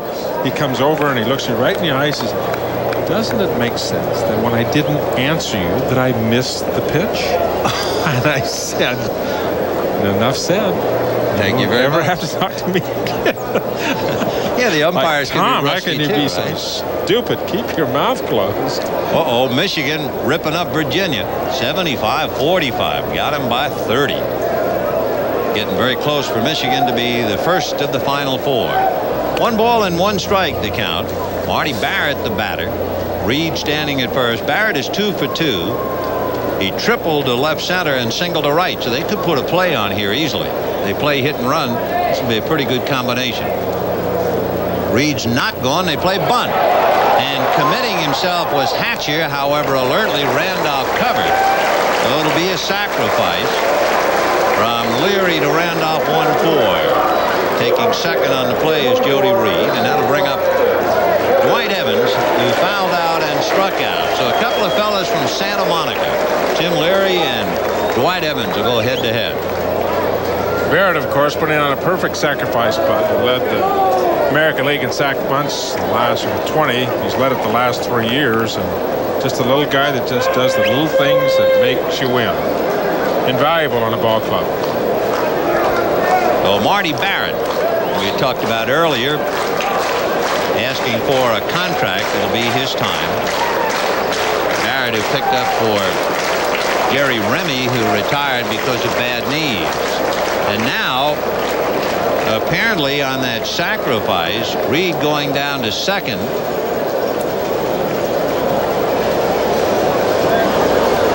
Want to see if he's all right.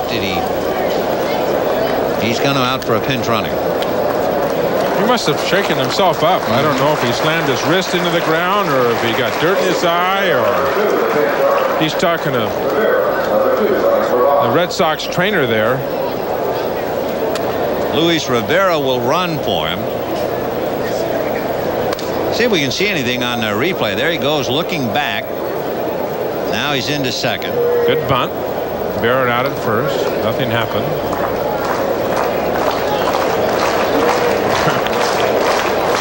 Maybe he's got a tee-off time. Who knows? Double parked. Hey, but he did go right to Charlie Moss, the Red Sox trainer, in the dugout. There's Charlie Moss on your left. You can see him talking to Jody Reed. Something must have been wrong. Maybe he has had a slight pull or something somewhere. He doesn't look very happy. It looks like something. Remember, he made that play in the top of the 6th inning where he got the carom off the glove of Can, made the great tag, and the throw to first. Maybe somewhere along the line there he twisted something, and in running down felt a tightness in the groin area or the hamstring or whatever. And this is the time to get yourself out of there and not be a hero if he felt anything at all. We'll watch him. As soon as he went around the bag, he pointed back to the dugout, pointed back to Charlie, he pointed back to I got a little indication of something. Yeah, there's the runner. Give me a runner. Yep. Turn over the hand. Now he's looking at the third base coach. Give me a runner. Ooh, something wrong somewhere, and hopefully we'll be able to get word and get it to you. Remember, too, that when he had his base hit, he went sliding into first. He could have hurt himself there. It looked like he was pushing on his left groin area. Maybe hit the bag going around the corner. Maybe it was on that ground ball up the middle. 2-1 the count to Dwight Evans. 2-2. If you were a pitcher and you looked at a hitter like Dwight Evans, the way he toes in, the way he raises his heel, would that tell you anything? Well, you look at something for something on every hitter, Vinny, and this is kind of the Walt Rainiac style of hitting, which is you actually swing up through the strike zone. Kind of depends on what you have to work with. The toes really don't make much difference unless he were moving in the batter's box. But I would like to attack Dwight Evans high. I think he's a better low ball hitter. You'll see that right side go down, and you'll see the bat come up through the strike zone. Interesting, though, you talk about Walt Rainiac and the fact he wants you to hit up. When Rich Gedman first came into the Red Sox organization, he was a fly ball hitter. And when Rainiac got through with him, he became a ground ball hitter. He changed completely in the other way. Well, Rainiac, his theory is use the entire ballpark and line drives in the entire ballpark. 3-2. Ground ball hard to short. Griffin holding Rivera and throws out Evans for the second out. We have 2 down in the 6th. A 2-2 tie. And Mike Greenwell coming up.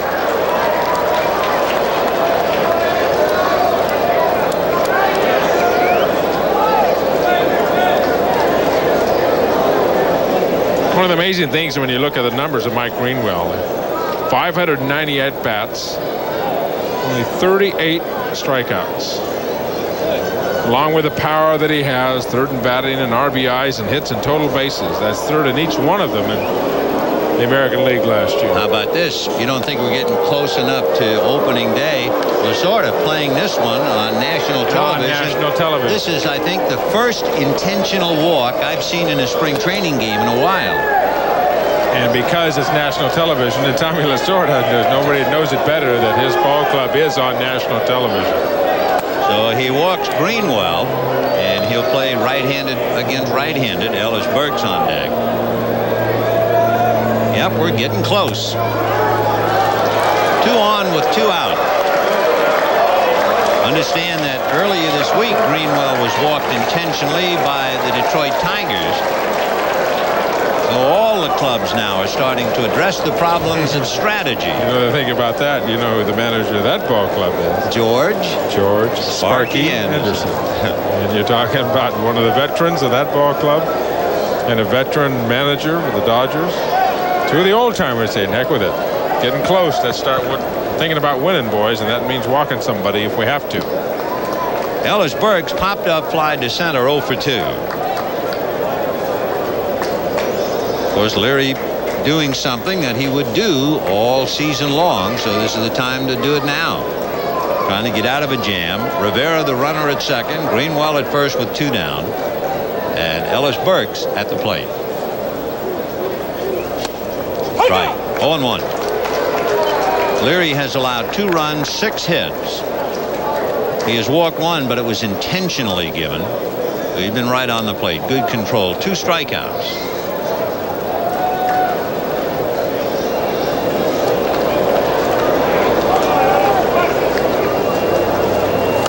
Ooh. 1 ball and 1 strike to count.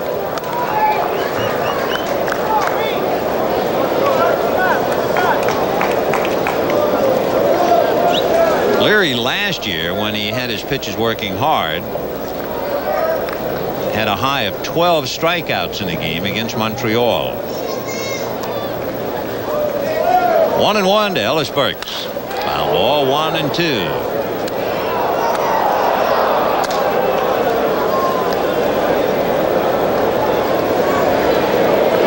One of the things, Vinny, that impressed me about the staff, the Dodger staff, and the Dodger team for that really the pitching staff, but they'd never lost 4 in a row last year. They had 10 3-game losing streaks, but never did they lose 4 in a row. And that's, of course, there's Oral Hershiser on that ball club taking his turn, and Belcher and Leary.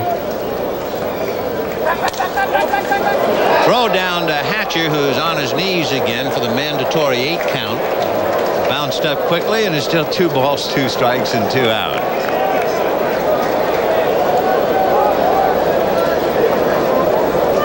He's loving every minute of it. So Ellis Burks, with a big grin on Hatcher's face. Does he love it ever? Rivera and Greenwell taking their leads with 2 out in the 6th inning. Now Leary does what he didn't want to do. He's going to go all the way. So with 2 down, the runners will be going.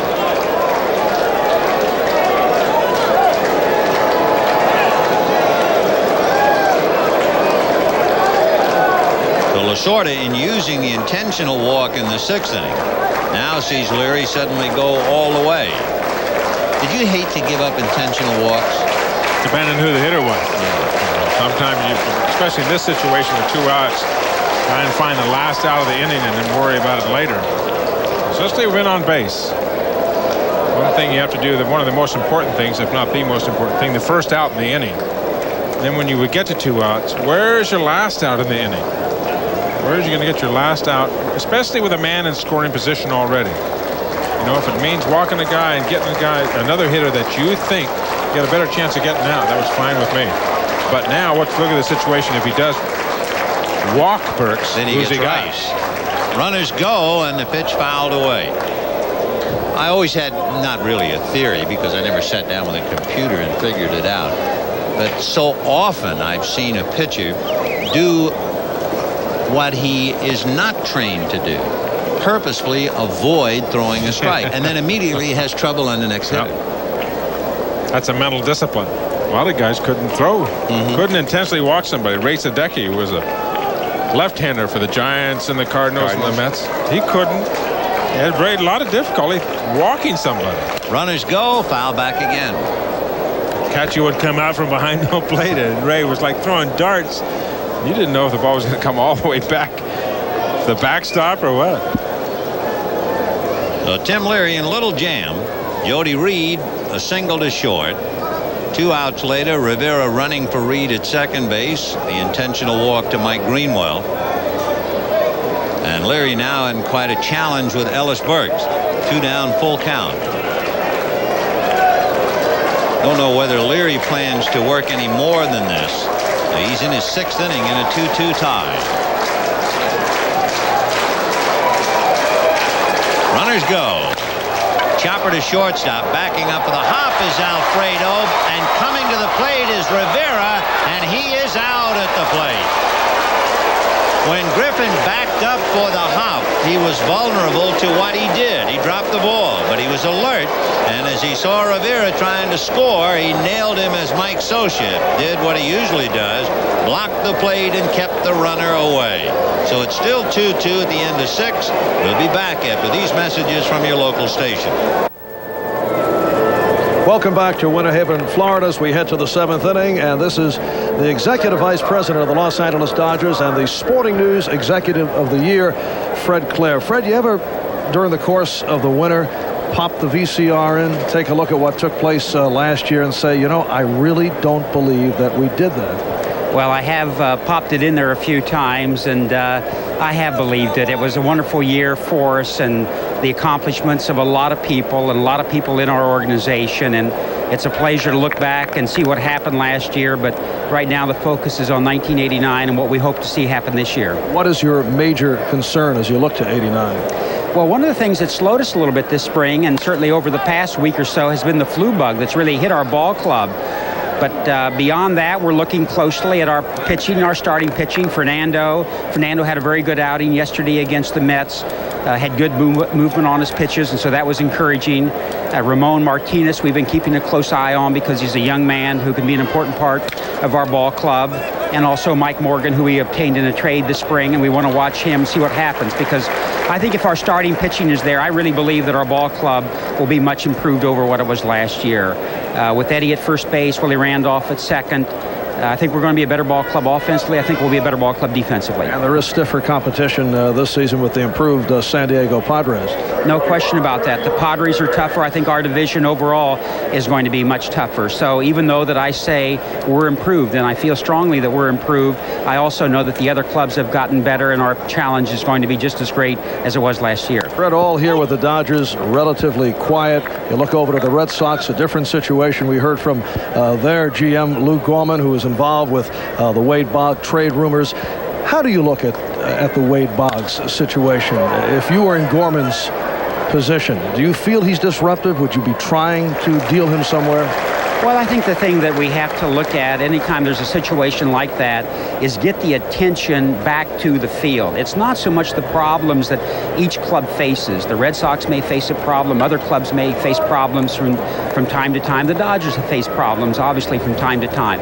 It's not so much the problem. It's how you handle it and getting the attention back to the field of baseball. And there are several ways to do that, but that's definitely what has to happen, because if the attention of the ball club is in an area or on a focus that is away from the playing field itself, the ball club is going to suffer. So that has to happen, and it can be accomplished in various ways. I would think it'd be difficult to make a deal at this time where it involves a player like Wade Boggs.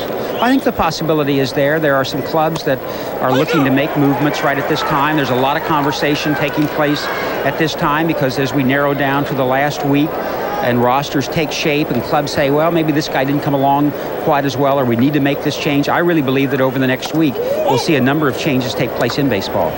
Okay, Fred Claire, the executive of the year last season. Let's get back to Vin and Tom. Thank you, gentlemen. We have 2 out in the 7th. Mike Socia, the hitter, and the count 1 ball and 2 strikes. And that's hit just foul down the right field line out of play. So we have a chance to show you Mike Smithson.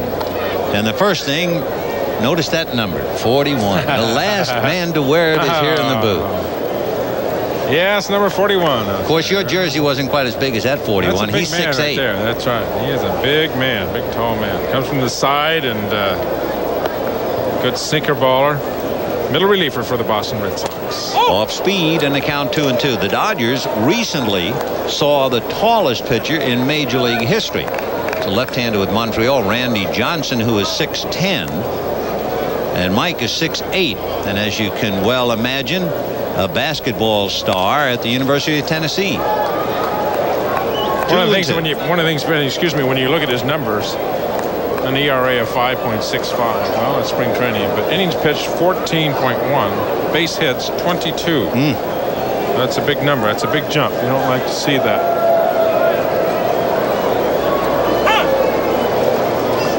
Last year, he had a particular gem where he struck out 9, and yet he lost the game. And in 6 innings, he allowed 8 hits. So apparently he's fighting that all the time. That's popped up into shallow left. Rivera going out. Left fielder Greenwell is right there. And the Dodgers tiptoe through the top of the 7th inning. And at the end of 6 1/2, the Dodgers 2 and the Red Sox 2.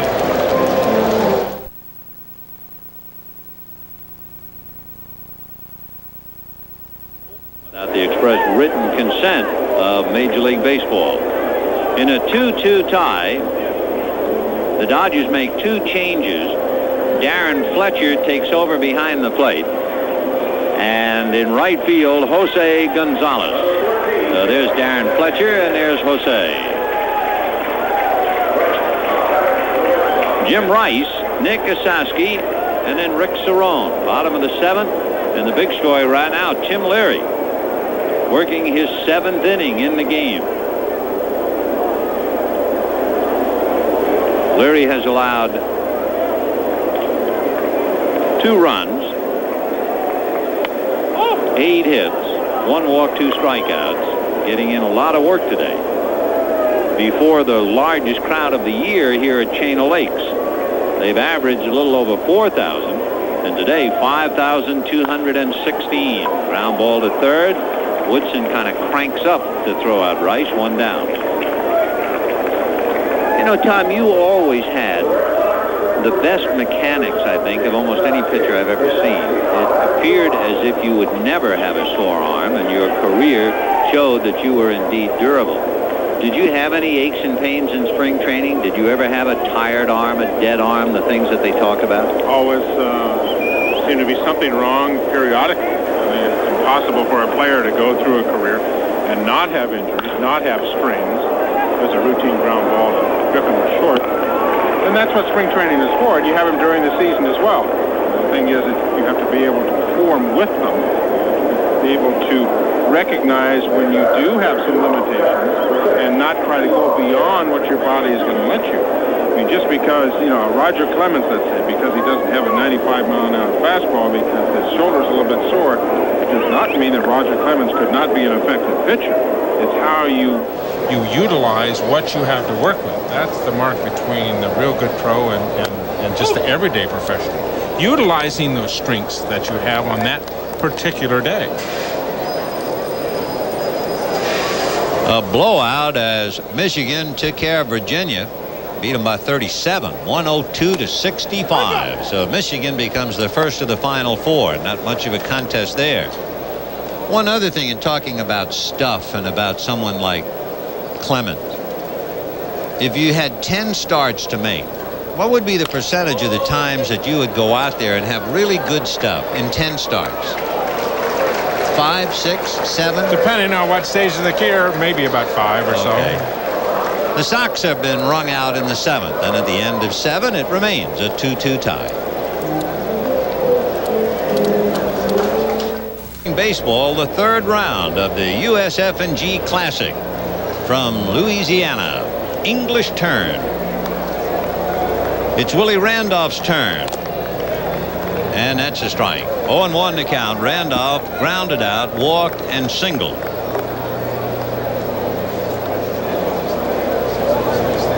Randolph, Griffin, and Davis, and if anybody gets aboard, the designated hitter, Eddie Murray.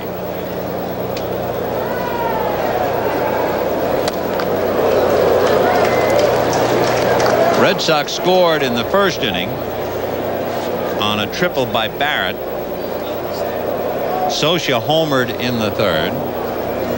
Red Sox forged ahead with a run in the bottom of the third on a couple of base hits and a stolen base. The Dodgers tied it in the fifth on 3 singles. Bob Stanley is throwing behind Mike Smithson in the Boston bullpen. 0-2 to Willie Randolph. Oh, what a pitch. When you're 6 feet 8 and you're hitting, I guess you would expect everything that Smithson throws at the speed of light. But that time he just took a little off and Randolph way out in front. Especially if you're a right-hand hitter and he's dropping down from the side there. It looks like just a palm ball, and there's a lot of arm motion, and instead of the ball being 85 or 88 miles an hour or 90 miles an hour, it's about 10 miles an hour left. There's all I can get him running in after a day's work. He's got to be very happy.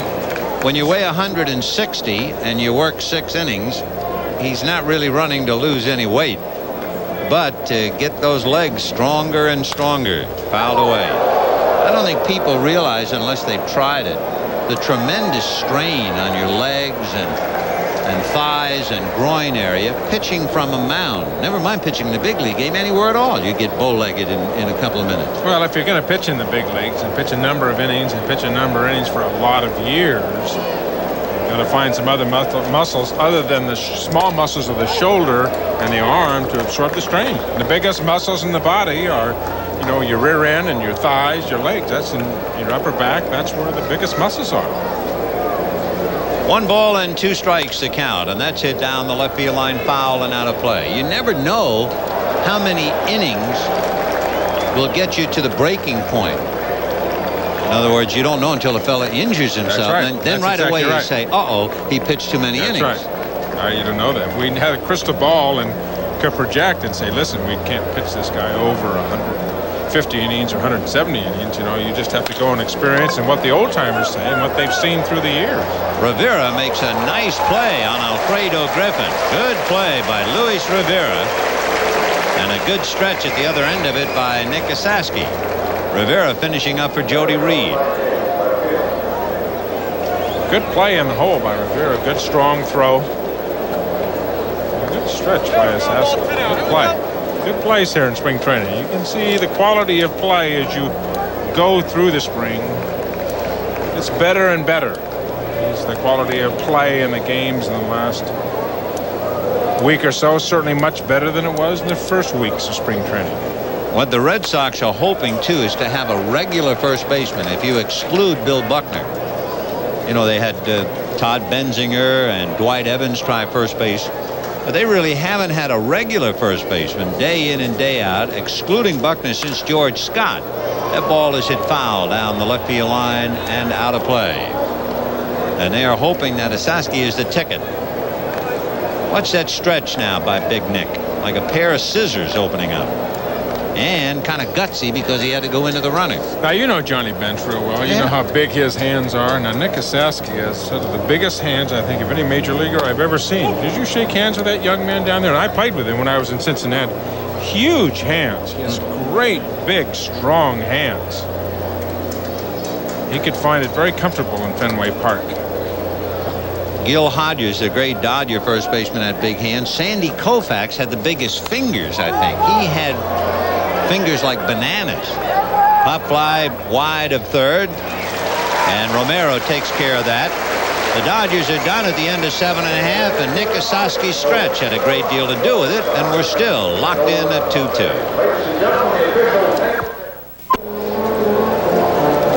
Piloting the MetLife blimp for today's game, Captain Mike Fitzpatrick from Newport, Rhode Island. Taking over for the Dodgers as we go to the bottom of the 8th inning in a 2-2 tie, Ray Searage, a left-hander from Freeport, New York. 6'1", 180-pounder. And you talk about spring training or just baseball, and the Searage story is one that makes you pay attention. First of all, here's a fellow who will be 34 the 1st of May, has been pitching professionally since 1976, and has accumulated 3 years of big league experience. Another way, a lot of bus rides and a lot of scrambling, trying to make some money. Now he's trying to make the ball club. The Dodgers have Ricky Horton and Ray Searage, and of course they need a left-handed relief pitcher, a strong one, and they're tough to come by. 1 ball, no strikes. In there, 1-1. Searage pitched briefly with the White Sox, a couple of years with Milwaukee, and originally started in the Mets organization. 1-1. So the game, sooner or later, boils down to pitching. In fact, to go way back with Searage, he was originally selected by the St. Louis Cardinals. Pitching, and more pitching on a team that is spearheaded by Oral Hershiser. Did you see much of Hershiser last year? He's quite a pitcher. Well, I tell you, that second game I was at the World Series at Dodger Stadium. That second game when Oral pitched out there is one of the finest pitched games I have ever seen. I mean, I was duly impressed with just about everything that young man was doing out there. Of course, it's very tough, and you would know that feeling when you've had an incredible year. You're almost fighting your own image and shadow the next year to repeat. Fly ball to right field. Gonzalez crossing the line. 1 away.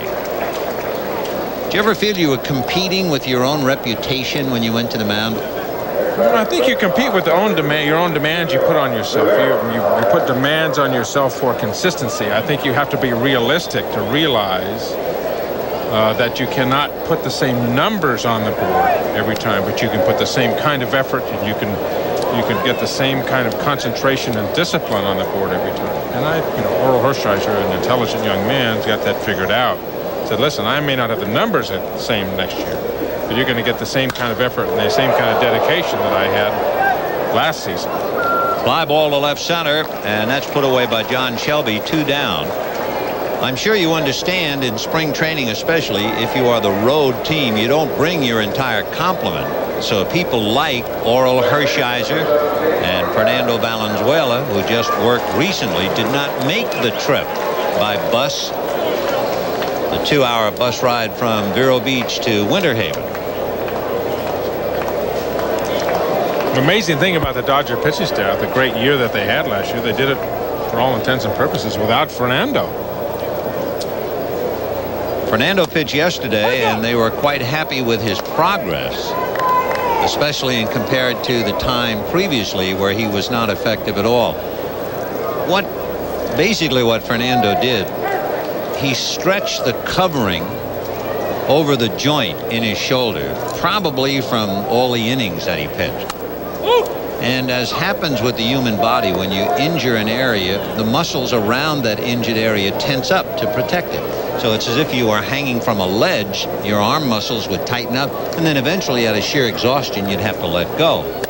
So Fernando's muscles, in trying to protect the stretched covering, they tensed up and then let go from sheer exhaustion.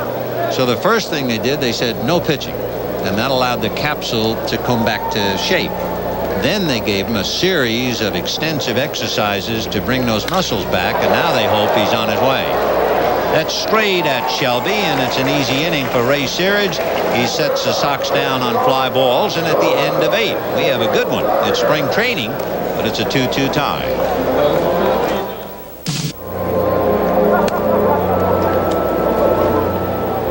Steve Ellsworth. And you look at that press guide of the Boston Red Sox, hometown Fresno, California, where I was born and raised. And his father, Dick Ellsworth, outstanding left-hander for the Chicago Cubs. And listen to this. Dick Ellsworth went to Fresno High School. You know who the catcher was on Dick Ellsworth's high school team? No. Pat Corrales. Oh, sure. Do you know who the shortstop was? Jim Maloney. Wow, a great pitcher. On one high school team. You know, they made Maloney play shortstop because he threw too hard. They afraid he was going to hurt somebody. I was just going to say, Jim Maloney's one of the hardest throwing right-handers I ever saw. Check swing foul outside of third. Bob Stanley is out on the mound now for the Sox. So the big guy picking up for an even bigger guy, Mike Smithson.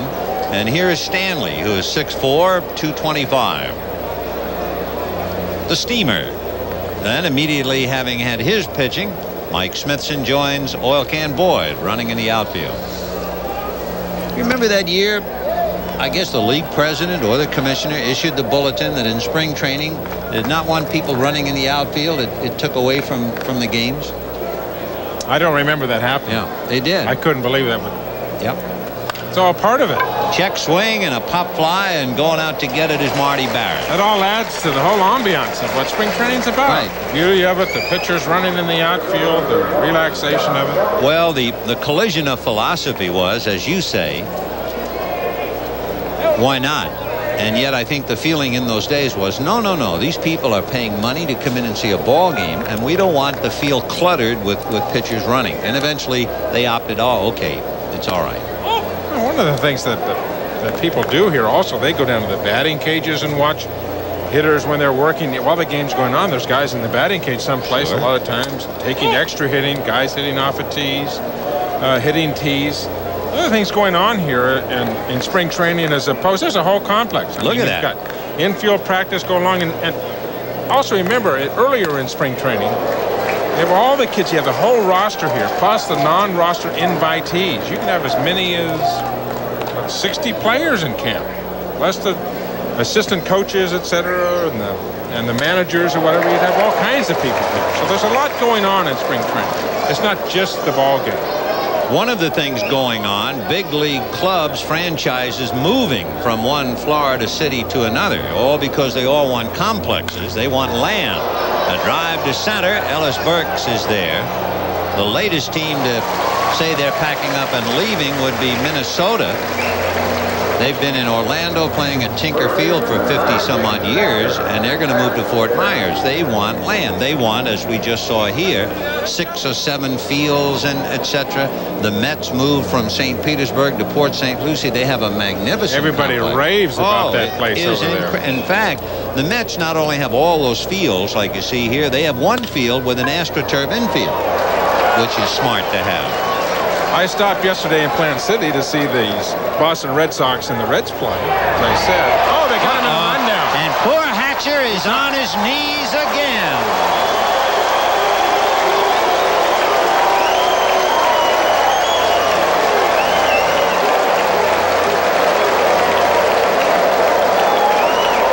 Watch him now. He'll round the bag. But as we've said, they're getting closer and closer to sharpening up. And he's going to be cut by the edge and nailed at first by Osaski. He has taken the mandatory count all day. Still 2-2. Coming up next, third round coverage of the USF&G Golf Classic. Last we knew, Tim Simpson and Dan Forsman were tied. Greg Norman was right there. Tom Kite was in contention, and Kite trying to make it 3 straight. That'll be right after baseball. Evans, Greenwell, and Burt. So front line hitting coming up. And Ray Searage trying to hold them quiet in the bottom of the 9th. Now this is a pretty important outing for Ray Searage. A guy trying to make the club. We're running out of March. And he will be battle tested right now. 1-1. And he has been sick. Ron Peronowski talking to him before the game. Doesn't look like he'll have a spot on the roster. But you never know. Injuries, you never know. Could make the trip back to the big leagues. Big chopper foul. And of course, the thing in his favor, he's left-handed. It is. People that aren't in baseball or really may not understand baseball do not understand how important that is, being left-handed. I mean, just finding good, solid, healthy left-handers is just like finding a jewel. In some respects, the Dodgers have never really recovered from the loss of Steve Howe. Tough play. That's a big kangaroo bounce, and Griffin got him barehanded and threw in one motion. The one fortunate thing for Alfredo, that the bounce came up. If it stayed down, he couldn't have gotten him. Fine play. You either go one way, that ball hits right down in front of home plate. One of the magical things that happens at the ballpark is plays like that. You know how a little guy can be running across the infield at full speed, bare hand, maintain the balance, and make a perfect strike to first base. It makes it look so easy. There's a drive to right. Back for it is Gonzalez to handle it. So 2 down in the 9th inning. And the batter will be Ellis Burks. I used to love to go in the ballpark and take ground balls at shortstop and go in the hole and try and throw the ball. And, you know, they'd never get a coach to hit to me. They're afraid I was going to break my fingers or something. And I said, come on, I got to do some work here. One of the most enjoyable things is doing things like that. And then you see a play that Griffin makes. Hey, I have an understanding how difficult it is just taking simple ground balls, how tough it is. And these guys make these plays look so easy. 0-1. You, as a restless pitcher taking infield, probably the most restless pitcher I ever saw was the great Warren Spahn. And one reason he never had a sore arm, because he was always throwing the ball. He never let up. 2-0. Of course, you're lucky you didn't get hurt. If you had ever gotten hurt while fooling around in the infield, somebody had gotten fired. Oh, wow. Would you have been in trouble, or the manager, or a coach? That's why the coaches always say, if I hurt you, I'm going to get fired. I'm not going to hit you ground ball. 3-0. Look out here now. You have Ellis Burks with Sock. 2 down in the 9th inning in a 2-2 tie. The chances are very, very big, with Rice on deck, that Burks could get the 3-0 pitch and a green light. And he likes the corner. Instead, he hit 18 last year. 3-1. And he's kidding, giving him a brushback for ball 4. He's teasing Jim Rice, who's on deck. Now back. A lot of people in the American League think this youngster, not that youngster there, that is not a youngster, that's Tommy Lasorda. This youngster Burks is the next superstar in the league.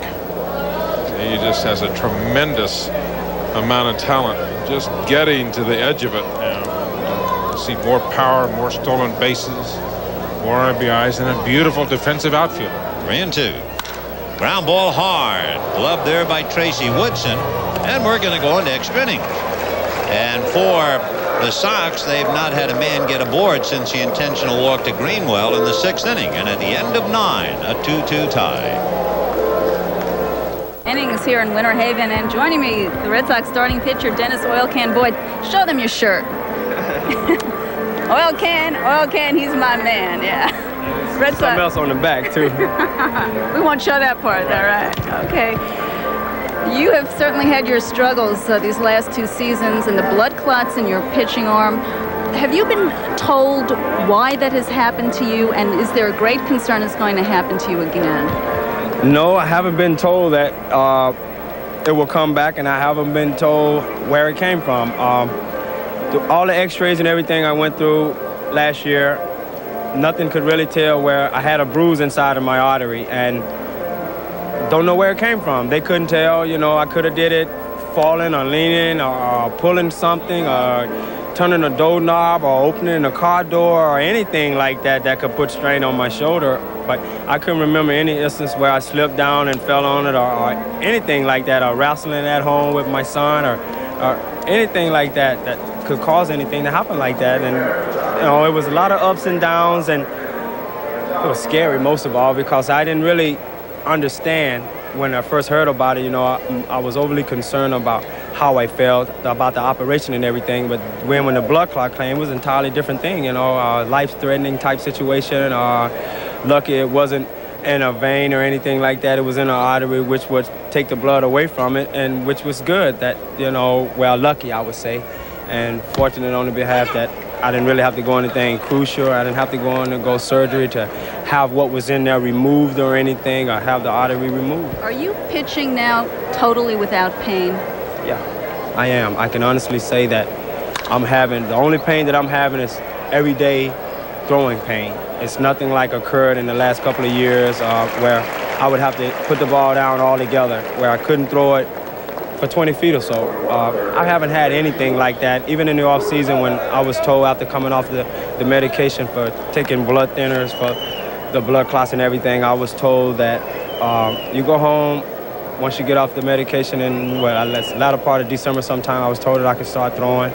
So I've been throwing since that time until today, and it felt fine. And I was told to watch my sleeping habits. I sleep on my arm. I got all these crazy ways of sleeping, and I cut the circulation off in it last year, and it never came back. And that was the time that the second blood clot came. So I'm very aware of my sleeping habits, and I take an aspirin every day to keep the blood running real good. You do? Yeah. And okay. Let me ask you, with the loss of Bruce Hurst, I mean, I think in a lot of ways, outside of the own pressure that one puts on oneself to perform, you've got to feel some of the pressure of picking up that slack, because that was a tremendous loss. And I think more than ever, this team is relying on your coming through. Well, I have a different look at that, as a personal point of view. I've always did the job since I've been here. And, in the last 2 years, I was down and everything. I don't want to feel like I'm filling anyone's shoes, anything like that, because I have my job to do, and I've always had. And I've always been the caliber of pitcher with a Bruce Hurst or anybody that's on the staff that's capable of throwing the ball like Roger Clemens. It's not many guys, but I've always been in the second or third spot in this rotation. And, sure, the loss of Bruce is going to hurt, but, you have more than myself to pick up the slack. You basically, regardless of what, if I come back, just say if I won 16, 17 ball games, it's still another guy on the staff that has to do the same thing. So somebody has to fill my spot if I'm going to fill his spot. So, that was basically the way I've looked at it. We're going to miss Bruce, but we're going to do all right. All right. Ken, thank you. Really appreciate your stopping by. I know it's hot out here. Good luck to you this season. Let's go back to Ben and Tom in the booth. Okay, Gail. Oil Can mentioned something. If you are a pitcher in the big leagues and your entire economy is attached to your arm, you can almost become neurotic and paranoid about the condition of that arm. Ground ball to short. Staying with it is Luis Rivera to throw out Darren Fletcher. And the Dodgers retired in order. And at the end of 9.5 innings, 2-2 tie.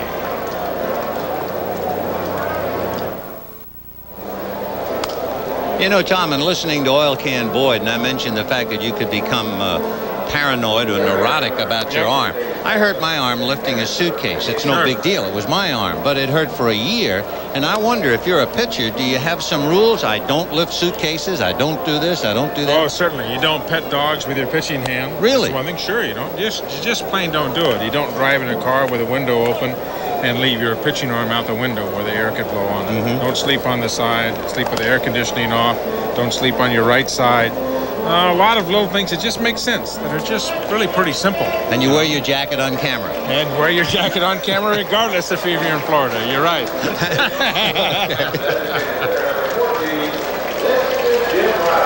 Jim Rice will start it off in the bottom of the 10th inning in a 2-2 tie. And left-hander Ricky Horton will take over now. So as Ray Searage had an acid test and did well in the 9th inning, now it's Horton's spot. High fly ball to right center. Gonzalez and Shelby, and it will be Gonzalez. Well, if nothing else, they've kept Jim Rice silent today, which is not something that not many teams down here in Florida have been doing. 0 for 4. That's right. Rice came into this game hitting .441, and they have shut him down. 3 fly balls and a ground ball. The batter now is Nick Asaski. Ball 1, 1-0. Asaski was somewhat of a disappointment in Cincinnati. I think they felt and waited for him to produce, and he never had the kind of numbers they thought he was going to have. But he's got sock. He hit 21 home runs. He hit 22 home runs. Batting average in the big leagues, .245. He's 6'3", 215. Hits one off the stick to Randolph. A bouncer, and it got by Hatcher. And Asaski will be credited with an infield single. Hit it just off the end of the bat. And now they're switching, so we'll make it error. They had the H, but now they put the E up. Good throw would have had him. I guess he fielded it clean. He should have made a good throw on that. That was an error. So one thing, though, is that Hatcher stayed on his feet on that play, which is kind of a first. He didn't. That's right. He did not go to the ground. I've been keeping track. That was the first one. He has really spent a day. We're in the 10th inning of a 2-2 tie. Rick Cerrone, the batter. Nick Asaski at first. And Ricky Horton trying to hold on to the tie. Breaking ball hit to third. Woodson, who's been replaced by Dave Hansen, and they get the out at second base despite the hard slide by Nick Asaski. And Dave Hansen, a young third baseman, finishing up for Woodson.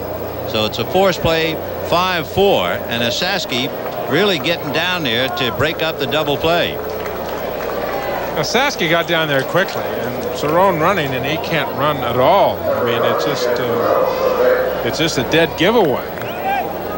Cerrone just doesn't have any foot speed, but what prevents the double play is the good hard slide by Asaski. Good clean play. Nothing wrong with it. Clean hard slide in second. Ed Romero playing third base today. Wade Boggs out with a muscle pull, and the count 1 ball and no strikes. They might have a runner for Cerrone, I would think. In fact, they're looking. Al Bumbry is looking down to the Red Sox bullpen, telling them to get ready. I guess if Cerrone gets to second base, they'd put a runner in. Romero is 0 for 3.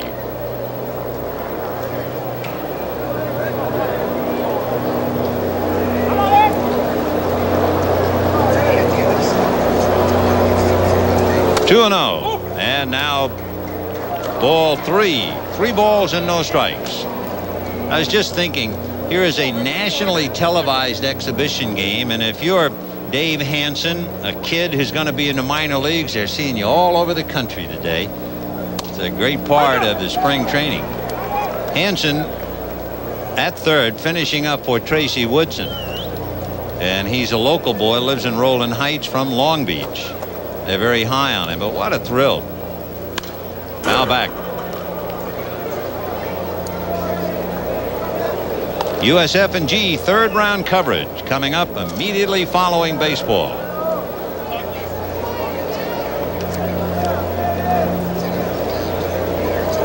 We'll get an update. I assume Charlie Jones with Lee Trevino down there and near New Orleans, and they'll give us an update. We knew that Tim Simpson and Dan Forsman were tied, but some big names are high up on the leaderboard. People like Tom Kite, Greg Norman. We'll get you an update in a minute. There goes the runner, and the ball hit to straightaway center, and Shelby is there. So in the 10th inning, no runs, no hits. There was 1 error, and there was 1 man left. 2 runs, 8 hits, 2 errors for the Dodgers. 2 runs, 6 hits, no errors for the Red Sox. And let's tee it up and go to golf. Thank you, Charlie, very much. We have 1 out in the 11th inning in a 2-2 tie. It's been a lot of fun. It's an exhibition game, meaningless in many ways, and we certainly don't want to be on the stage too long and take away from what is shaping up to be a great third round of the USF&G. We'd like to remind you next Saturday will be our NBC Game of the Week special. Not a game, but it'll be a special on the 1989 baseball season. Coverage, insights into the National and the American leagues. And then, why, we'll be back on Saturday afternoon, April the 9th, the Dodgers at Fulton County Stadium in Atlanta for the first game of the NBC Game of the Week. And Tom, it was a pleasure sitting here with you, and look forward to working all summer long. Hope you enjoyed it today. I certainly did, and there's nothing like doing a ball game down here in beautiful Florida. Great weather and just a great atmosphere, and fine game today. Saw some outstanding plays and 2 good ball clubs that should be in contention in both of their divisions. One thing will be better, and that will be on the 9th, because then it will count. So for Tom Seaver, this is Vin Scully inviting you to stay tuned for golf as we bring you the third round coverage of the USF&G Classic from New Orleans.